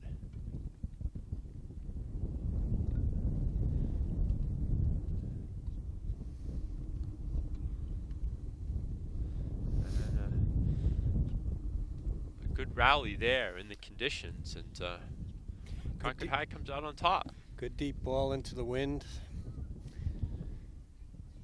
Threw the timing off for the South player. Again, a little bit of a short serve. Opponent didn't get up quickly, and off balance, hit the return long.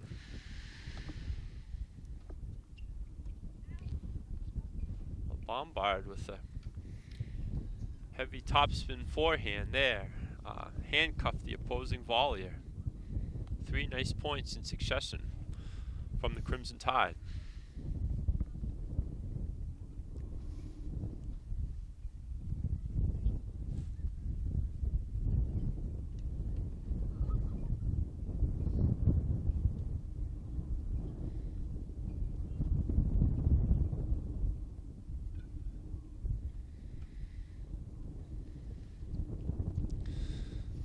That time, Moffat maybe could have followed the ball a little bit more and cut down some of that open space in the alley.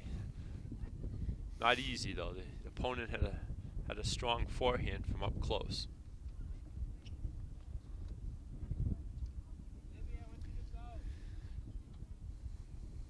She got her revenge right there. Playing the opponent's backhand volley is never a bad tactic in high school tennis.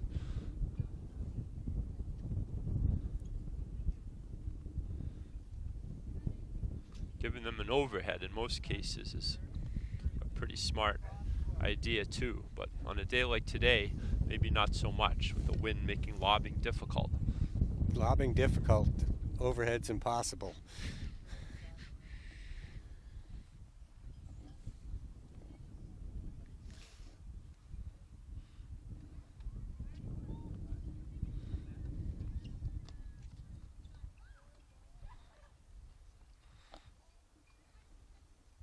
Coming in, LeBombard, and 2 up formation pays dividends again for the Tide. Taking over the net, dictating points.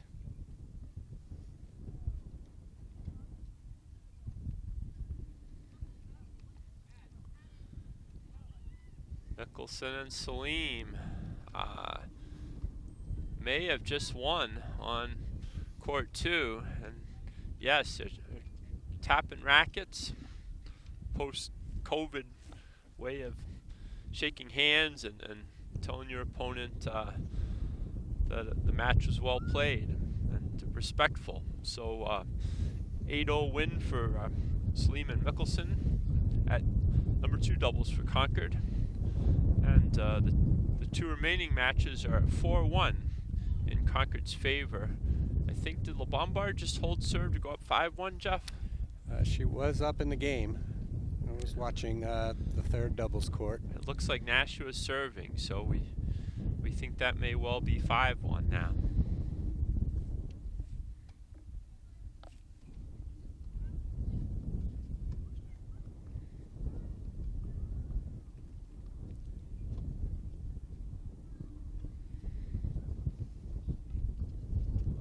clever angled shot. Moffat gets there though. That is not a ball a lot of high school players would have reached, and she not only got there, she hit an effective shot back and won the point. Did something with it. She covered a lot of ground there. Nice serve.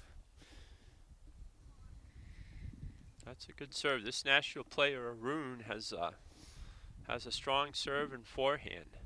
Held serve in her previous service game, I believe, which was Nashua's only game to date.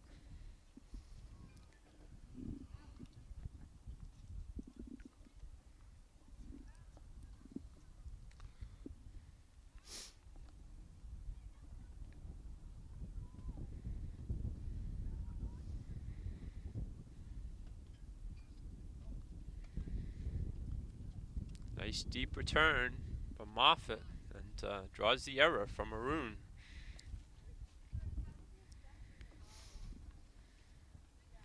Let's see if LeBombard on the ad court can do the same now.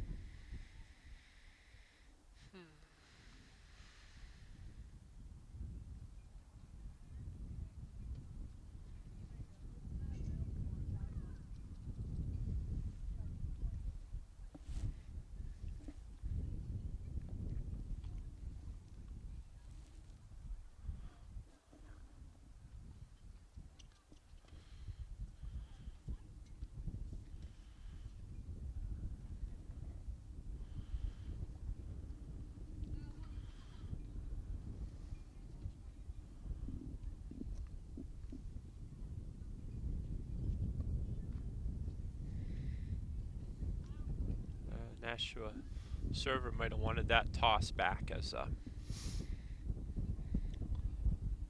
double fault resulted. And a 6-1 change. 6-1 Concord at number 1 doubles, and 4-1 or something very close to that at number 3.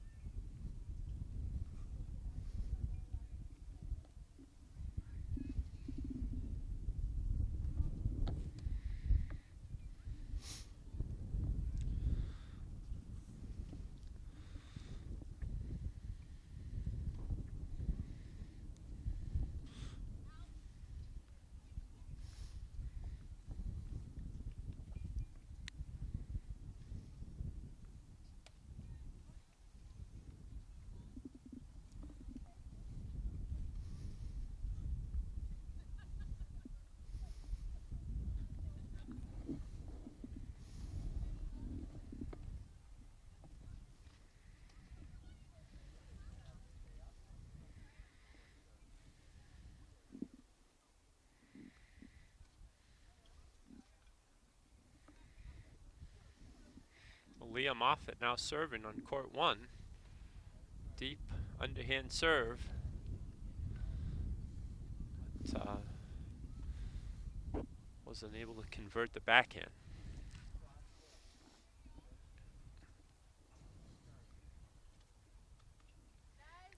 Nice aggressive net play from Bombard, putting away the winning volley. She has owned the net today. It's got a long reach up there, and some nice technique on her strokes. It's an effective combination.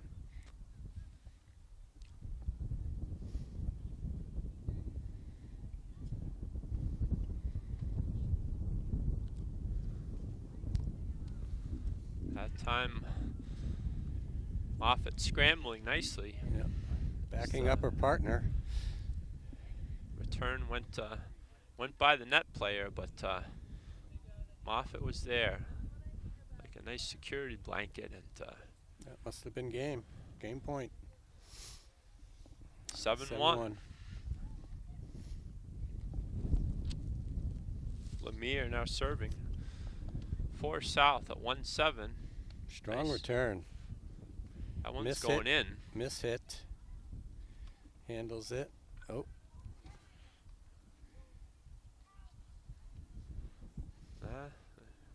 All's well that ends well on that point.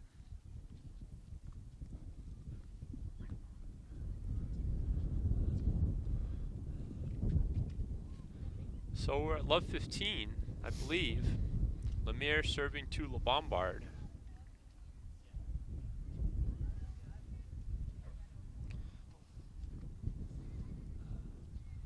Missing the first. May want to wait till our partner clears the ball for the second. That's a good second serve there. Arun with the volley. Put it in a good place. More good scrambling. You're looking at two athletic players on court 1 for Concord High.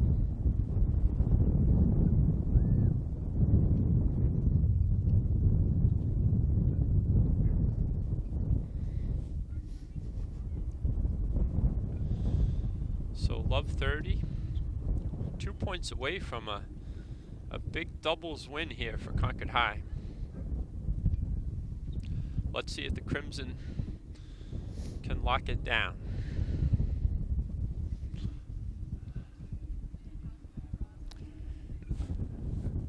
Nice strong return.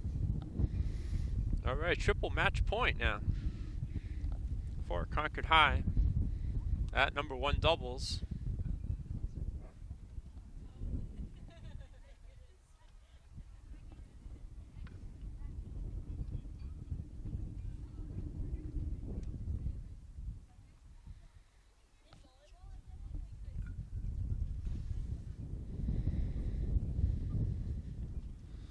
Nice second serve.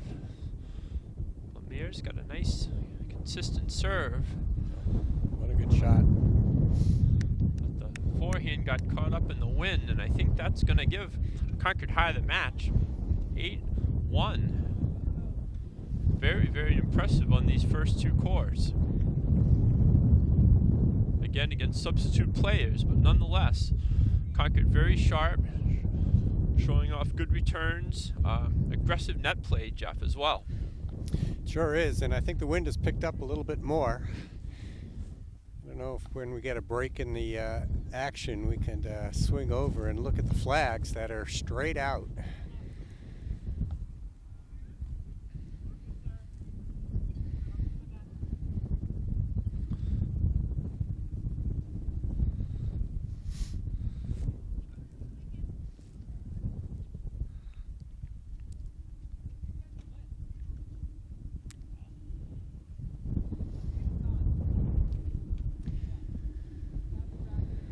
So that leaves number 3 doubles yet to be completed.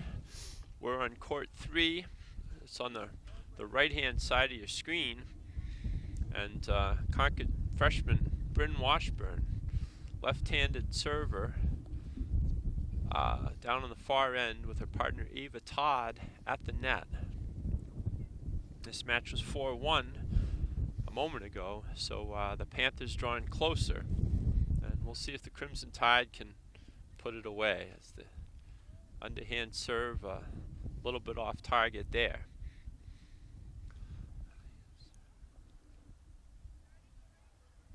And it's 30-40. Nice placed serve there. Todd at the net, active on a couple of occasions. And well done. Courageous net play. The Panther just could not hit it out of her reach here. And back to deuce.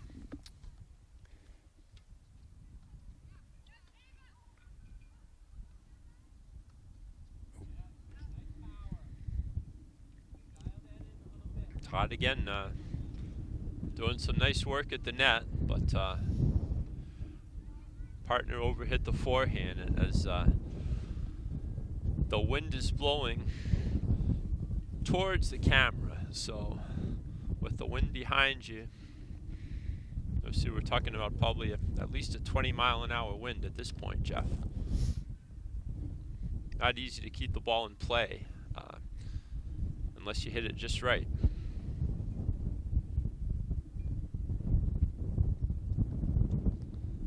Good strong underhand serve. Got it deep in the box, right on the tee. The flip side is if the ball does go in play, it's difficult for the returner, especially one of smaller stature. It's going to be challenging.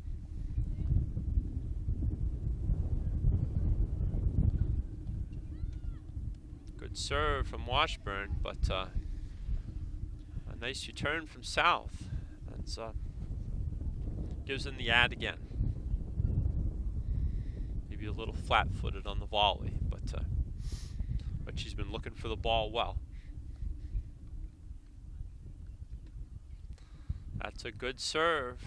That lefty delivery out wide to the backhand, and return went down the line, but out of play, and deuce once again.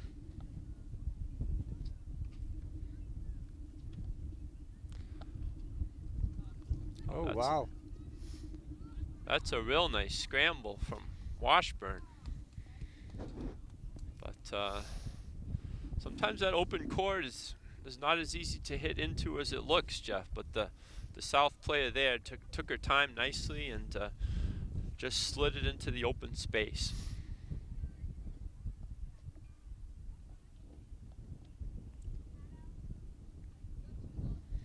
Washburn has saved several ad-outs, often with a strong first serve. This time misses the first, so we'll see if she goes underhand on the second.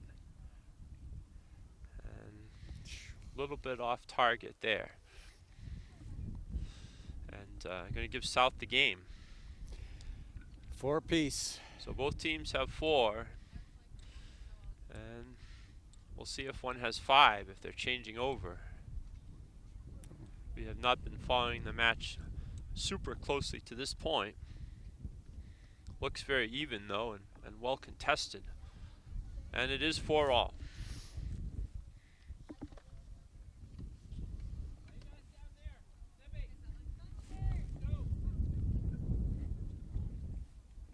Coach Millette calling to his team to get them engaged behind the fence. Sometimes that's challenging, Jeff, late in a match. But it's good to see. Yeah, giving your teammates support can be the difference between winning and losing. So true. Sometimes people don't realize that. At least not without a few reminders. But it can make all the difference in a tight match.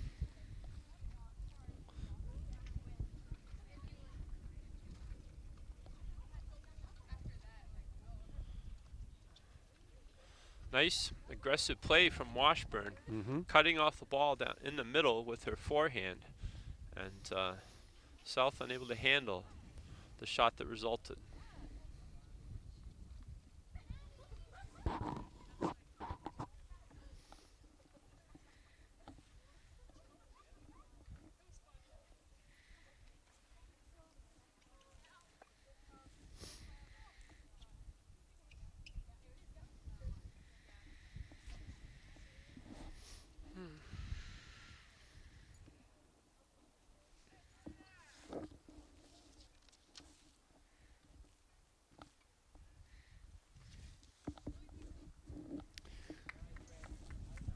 Hard return right at the net, man.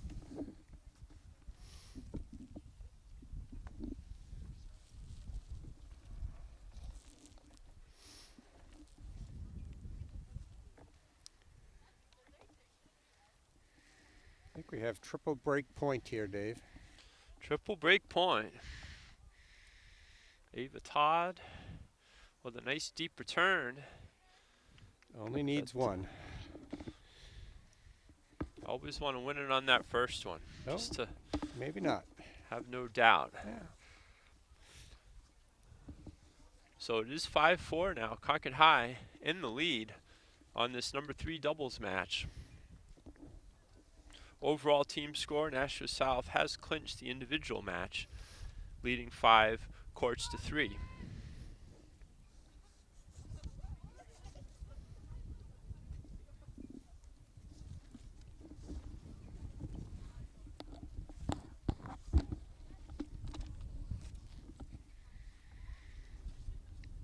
Ava Todd serving from the near end. And nice scramble there into the wind. And again, nice athleticism. Good work by Concord High there. We're seeing good scrambling, good footwork on every court from the Tide today, Jeff. Especially in these doubles matches.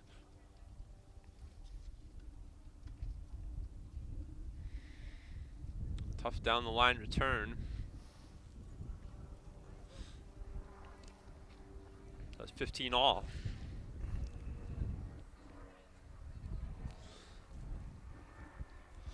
Players and coaches and fans generally from both teams congregating around the number 3 doubles court here at the Harvey Smith Complex.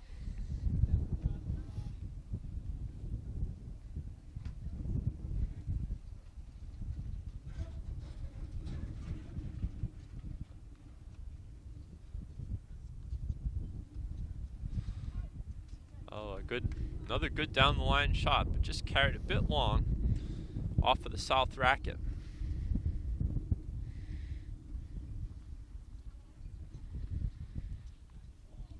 That is a strong return to serve there. Really caught that one just right. Kudos to her. Todd missing the first serve, and now we'll go to the second. She keeps the overhand delivery, but just holds the racket up a little higher, but good return. Again, South is returning with the wind behind them, so that adds weight to their shots, and it's one reason that the balls were difficult to volley in that instance. I think we got another break a serve. Break a serve, and we're 5 all now. So the 8-game pro set. So we've got some tennis left ahead of us here at the field.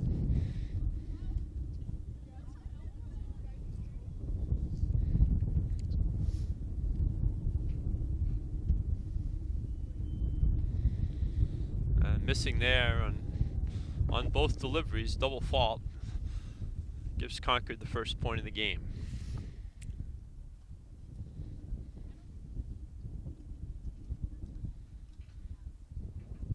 Good serve there. Todd a little short on the forehand. Just missed that return. Maybe want to squeeze the racket a little tighter when you're returning into the wind. It's not easy on a day like today. Nice return from Washburn there, and won the point with a strong cross-court shot. 15-30 now. Concord High looking to open up a little bit of margin here. Teams are on serve currently, but that was one good play by Concord High, and Nashua a little off with that backhand. 15-40. Tough serve that time into the corner. Found the backhand on the wide serve.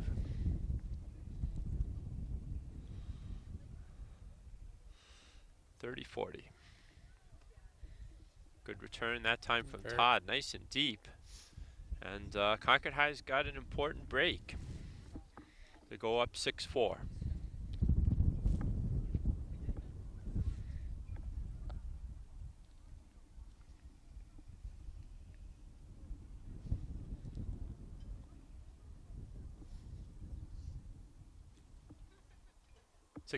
Correction.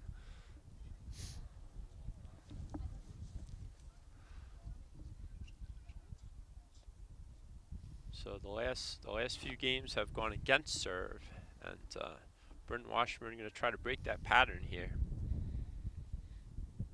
Serving from the far end.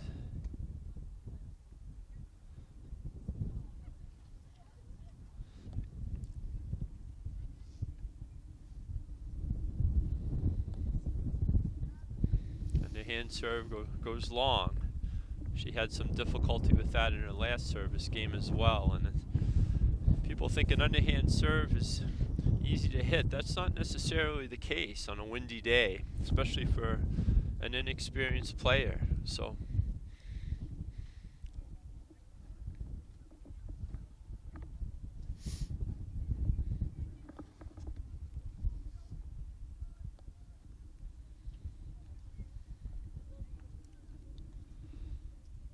missing there, and quickly south of the love 30 advantage.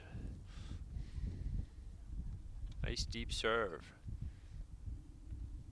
but missing the backhand. Love 40.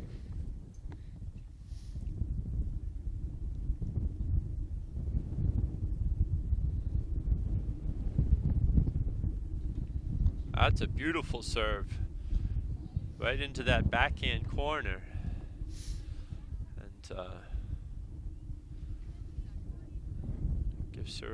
Gives her a service winner, 15-40. Another good serve there, but backhand maybe looked a little rushed, and 6-all. So back and forth we go here. First team to hold serve, Jeff, may come out on top. Yeah. Dave, what do you think? Third doubles, 5 and 6 singles generally don't play in front of a crowd of people. Took place, and ready for the conclusion of this exciting number 3 doubles match here at Memorial Field. Eva Todd with a nice forehand return to serve, and Washburn follows up. Nice two-handed backhand right down the line. Took it in the air. Swinging volley. Swinging volley, just like Andre Agassi back in the day, and or Serena Williams more recently. Is that saying that was game point? We lost a couple of points here when we had our technical issues. That may have been a break of serve there on a very well executed point by the Crimson Tide. So Concord up 7-6 now. Serving at 7-6. Again, as we said, holding serve has been extremely difficult on this court recently. So, but Eva Todd will be able to go home feeling really great if she can serve it out here.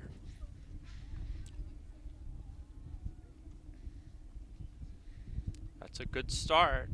No. And the return goes wide. A little bit of an assist from the wind, I think. 15-love.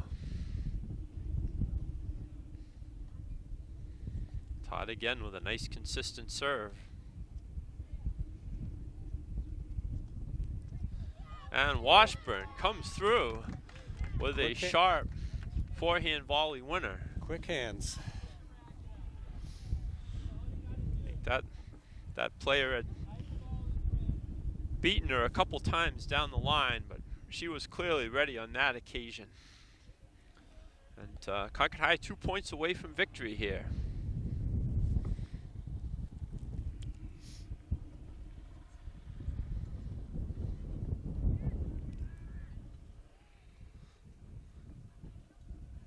Todd ready.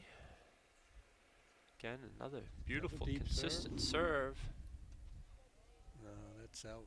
This time, though, South is able to get a very strong return, and Concord could not counter. 30-15.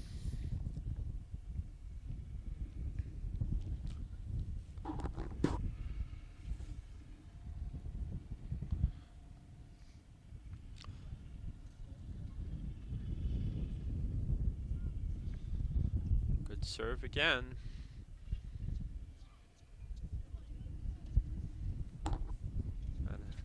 Wow, That's that a great is angle. That is a super down the cross-court backhand from the South player there. And it couldn't have come at a better time from their perspective. 30 all.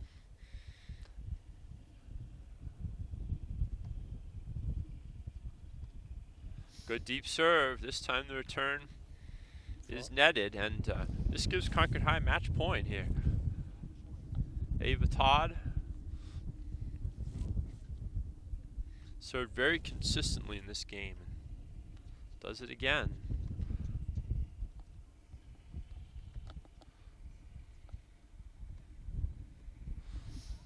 Back to deuce.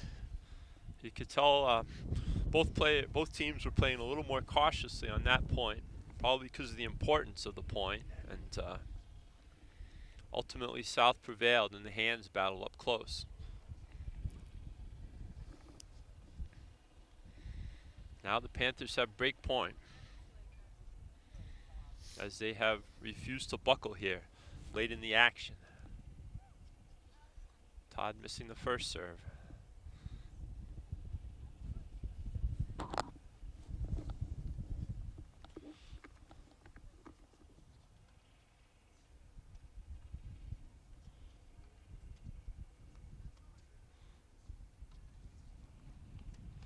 That's a good scramble, but some well-placed shots from the South net player has evened things up at 7 here. Nashua saved a match point and knotted things up. Now in high school tennis, you cannot win 8-7. You have to have either a 2-game margin at 9-7 or a tiebreaker if it goes to 8 all. So we'll see what happens here. South serving. Washburn with a real nice cross-court backhand. And return is narrowly wide here. Love 15.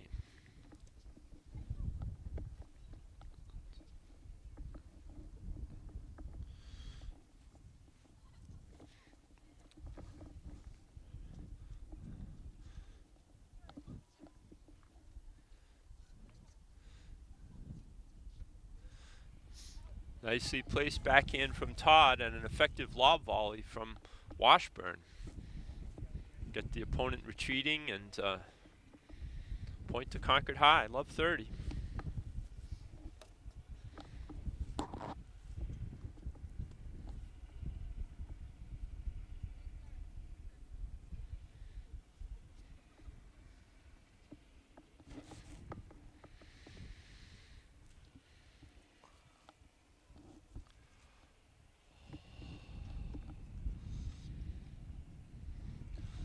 Nice. That's a very, very nice point there. The Nashua player stayed with it well at the net, but Washburn was ready and deposited a winner into the open court. Fortuitous for Concord.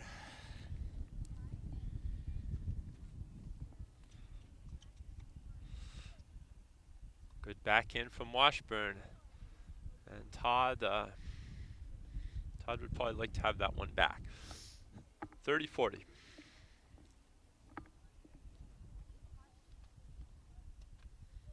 Nice forehand return. Back to deuce.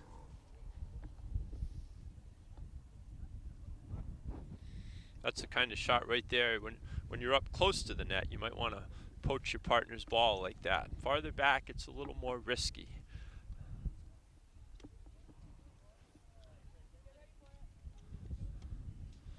That's Washburn with a real strong effort into the wind, trying to save that ball, but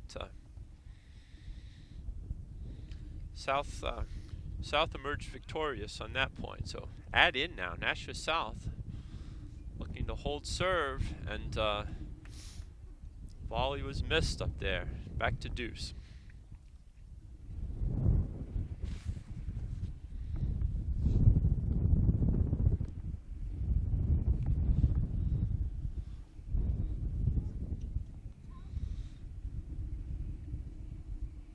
Miss on the first serve.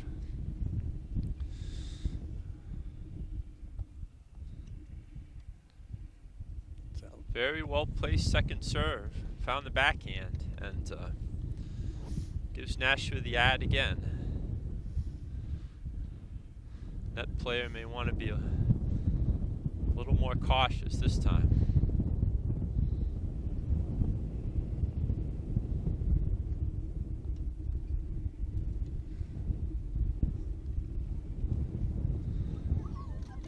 Well, I don't know if you could tell at home, but the wind just really picked up, even from its previous level, and that caused havoc in the Concord ranks on that point. So Nashua South with an important hold, coming back from a deficit in that service game, and they are now up 8-7. Bryn Washburn will be serving to stay in the match for the Crimson Tide.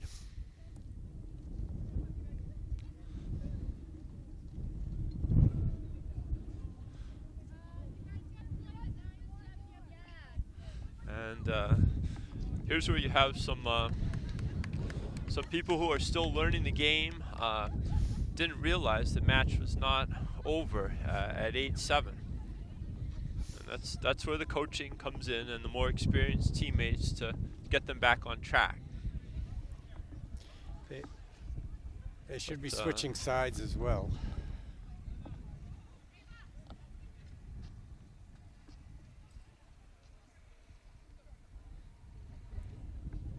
And we're going to probably see players and coaches from both teams conferring with the players. And some energy here still, even on a cold night, late in the match. And even with the result decided, still meaningful for the players out there on the court, and still important to the development of the team.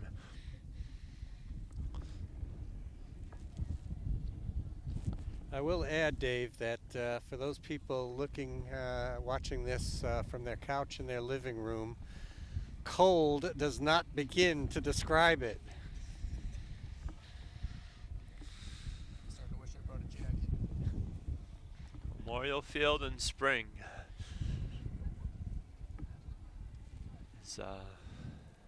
It's a cold place. We did have some glimmers of sunshine earlier, Jeff, but the sun seems to be disappearing rapidly tonight as the wind picks up. Well, this match started at 4 o'clock, and it's 25 minutes to 7.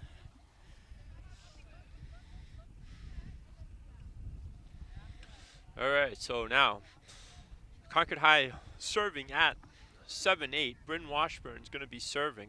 Trying to bring this into a tiebreak. As you mentioned, first team to 7 by 2 points wins the tiebreak, and the match will be decided if she can get to the tiebreak. And I'm sure Coach Millette at that changeover stressed the importance of getting the first serve in.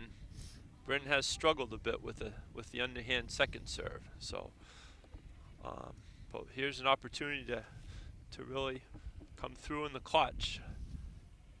Down love 15, but gonna fight back. She's placed that serve well in the ad court out wide, and there it is again. Good first serve.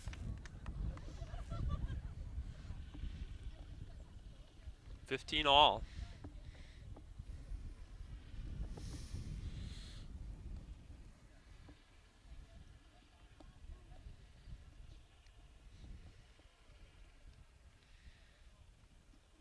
Good looking first serve just into the top of the tape.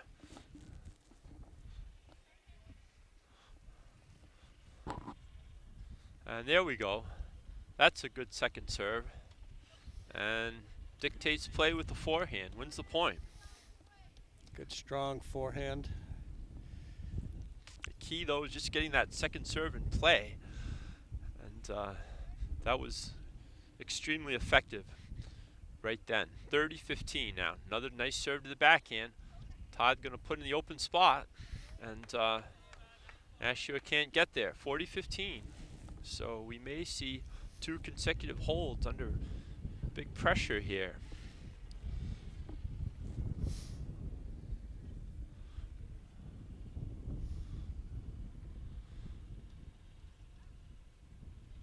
Washburn with what looked like a nice serve there. May have just missed.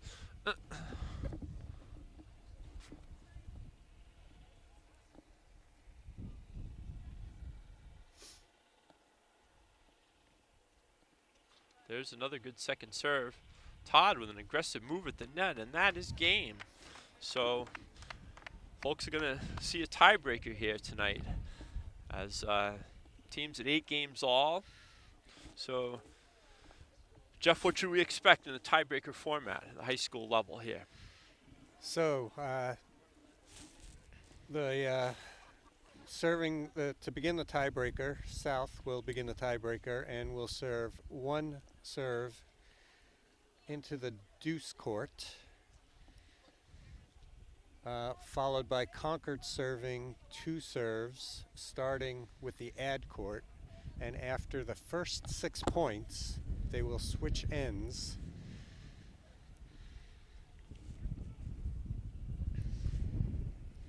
First one to 7 by 2 points. And I think the coaches are going to come out on court to help the players with the mechanics of the tiebreaker. Not a bad idea. Early season play, it's not all that likely that any of these players have been in a tiebreaker yet. True.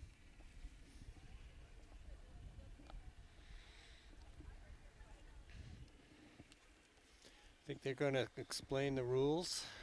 Coaches are going to confer with the players just so there are no misunderstandings.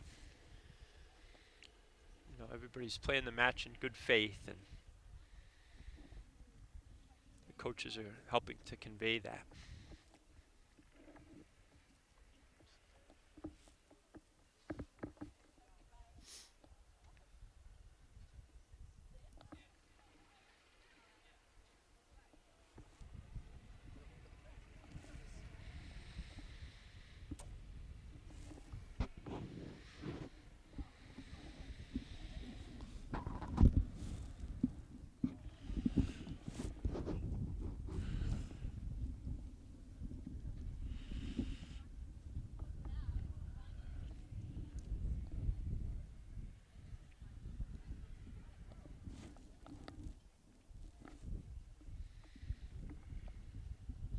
So as we wait here, maybe it's a good time to go through the results from the earlier courts, Jeff, to keep our audience engaged. Concord High won 1 of the 6 singles matches today. Court number 4. Maddie Mickelson with an 8-6 win at number 4 over Gowrie Akineni. Courts 1 and 2, though, while they're disappointed, I would chalk this up to a very, very, very good loss. Absolutely. You know, all the courts were competitive. Most were close. And really something to build on for the Crimson Tide. Malia Moffat at number 1, narrowly falling as Pia Choksa won the final 3 games in an 8-5 match. Number 2, Libby LaBombard, was close throughout.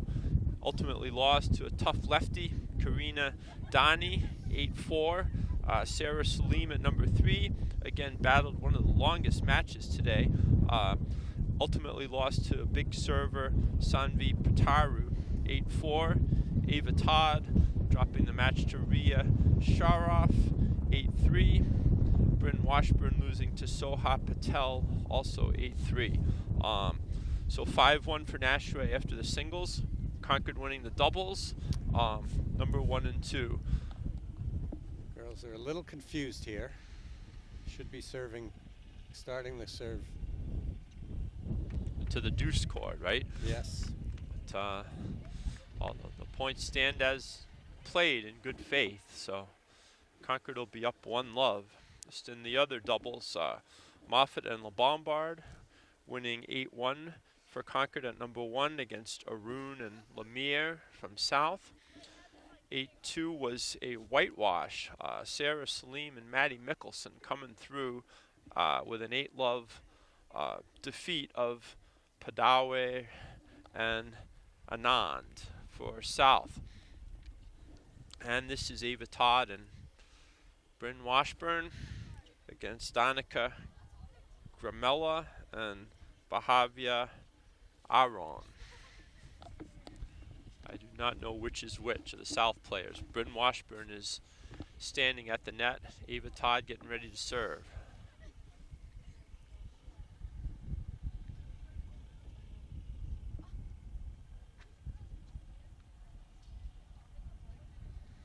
Todd missing the serve there.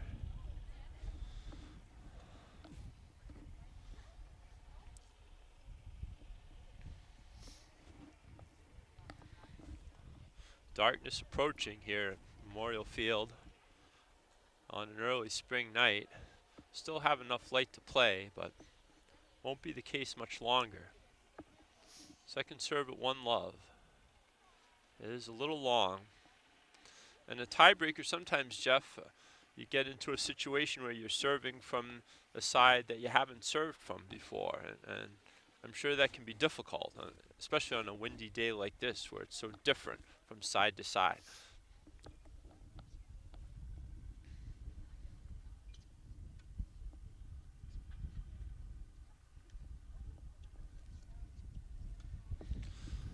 Todd comes through with a nice serve there, though, and Washburn with a beautiful half volley. Concord up 2-1, so they split the points on their serve and try to make some hay on that of the Purple Panthers now.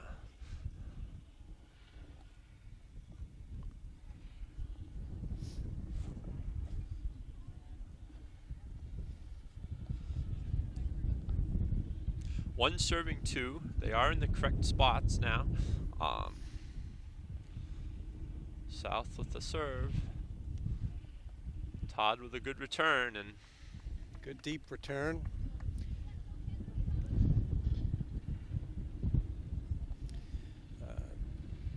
Concord up 3-1. Serving to the deuce court.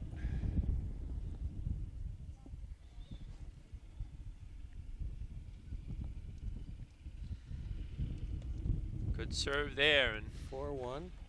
You like to see aggressive movement, but maybe came a little late there on that attempted poach. And Concord up 4-1 now.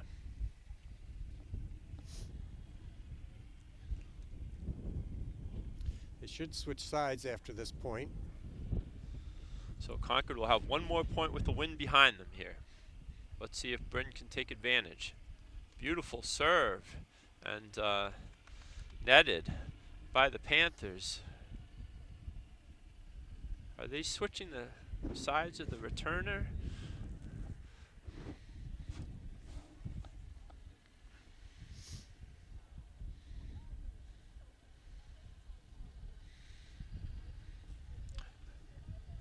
In any event, Concord up now 5-1 and playing to 7, win by 2.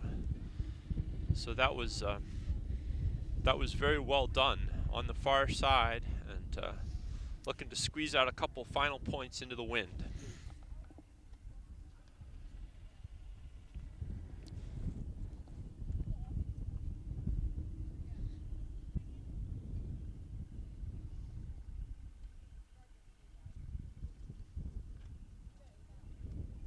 There's a nice second serve from Washburn.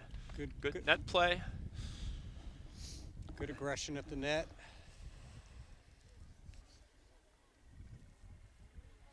And Concord High up 6-1.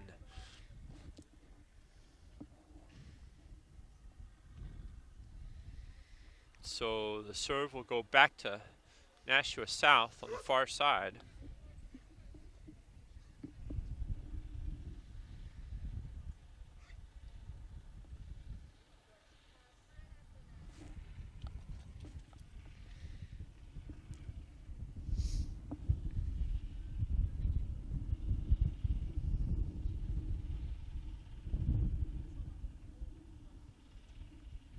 South with a nice serve there. Todd with a Great real return. strong return, and that's all she wrote here for this number 3 doubles match. Concord High dominating the tiebreaker after an extremely closely played set, and 7-1 tiebreaker score, 9-8 the overall score, and 5-4 for Nashua South, the team score. So Concord High will drop to 1-4 on the season, but finished strong with the 3 great doubles wins today. South improves to 2-1 after this early season encounter.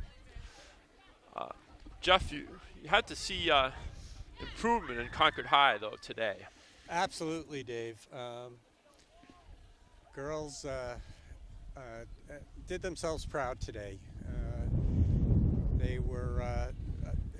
It was difficult to watch last year, and they have come miles and miles and miles. And they don't have far to go to be a tournament team at this point. If they have a fairly young team, and if some of these girls stay with it, play through the summer, play in the fall, they can certainly make an impact in Division I. Absolutely, could be laying the foundation here for a strong program down the road, and this is how it starts with an encouraging result against a strong South team, and we've enjoyed being here today, and hope you folks out in TV land have enjoyed watching. So do you have any final thoughts, Jeff, before we sign off? I want to get warm. All right. So that'll be it for us tonight from Memorial Field. Dave Page, Oscar Gamache, and Jeff Siegel wish you all a good night.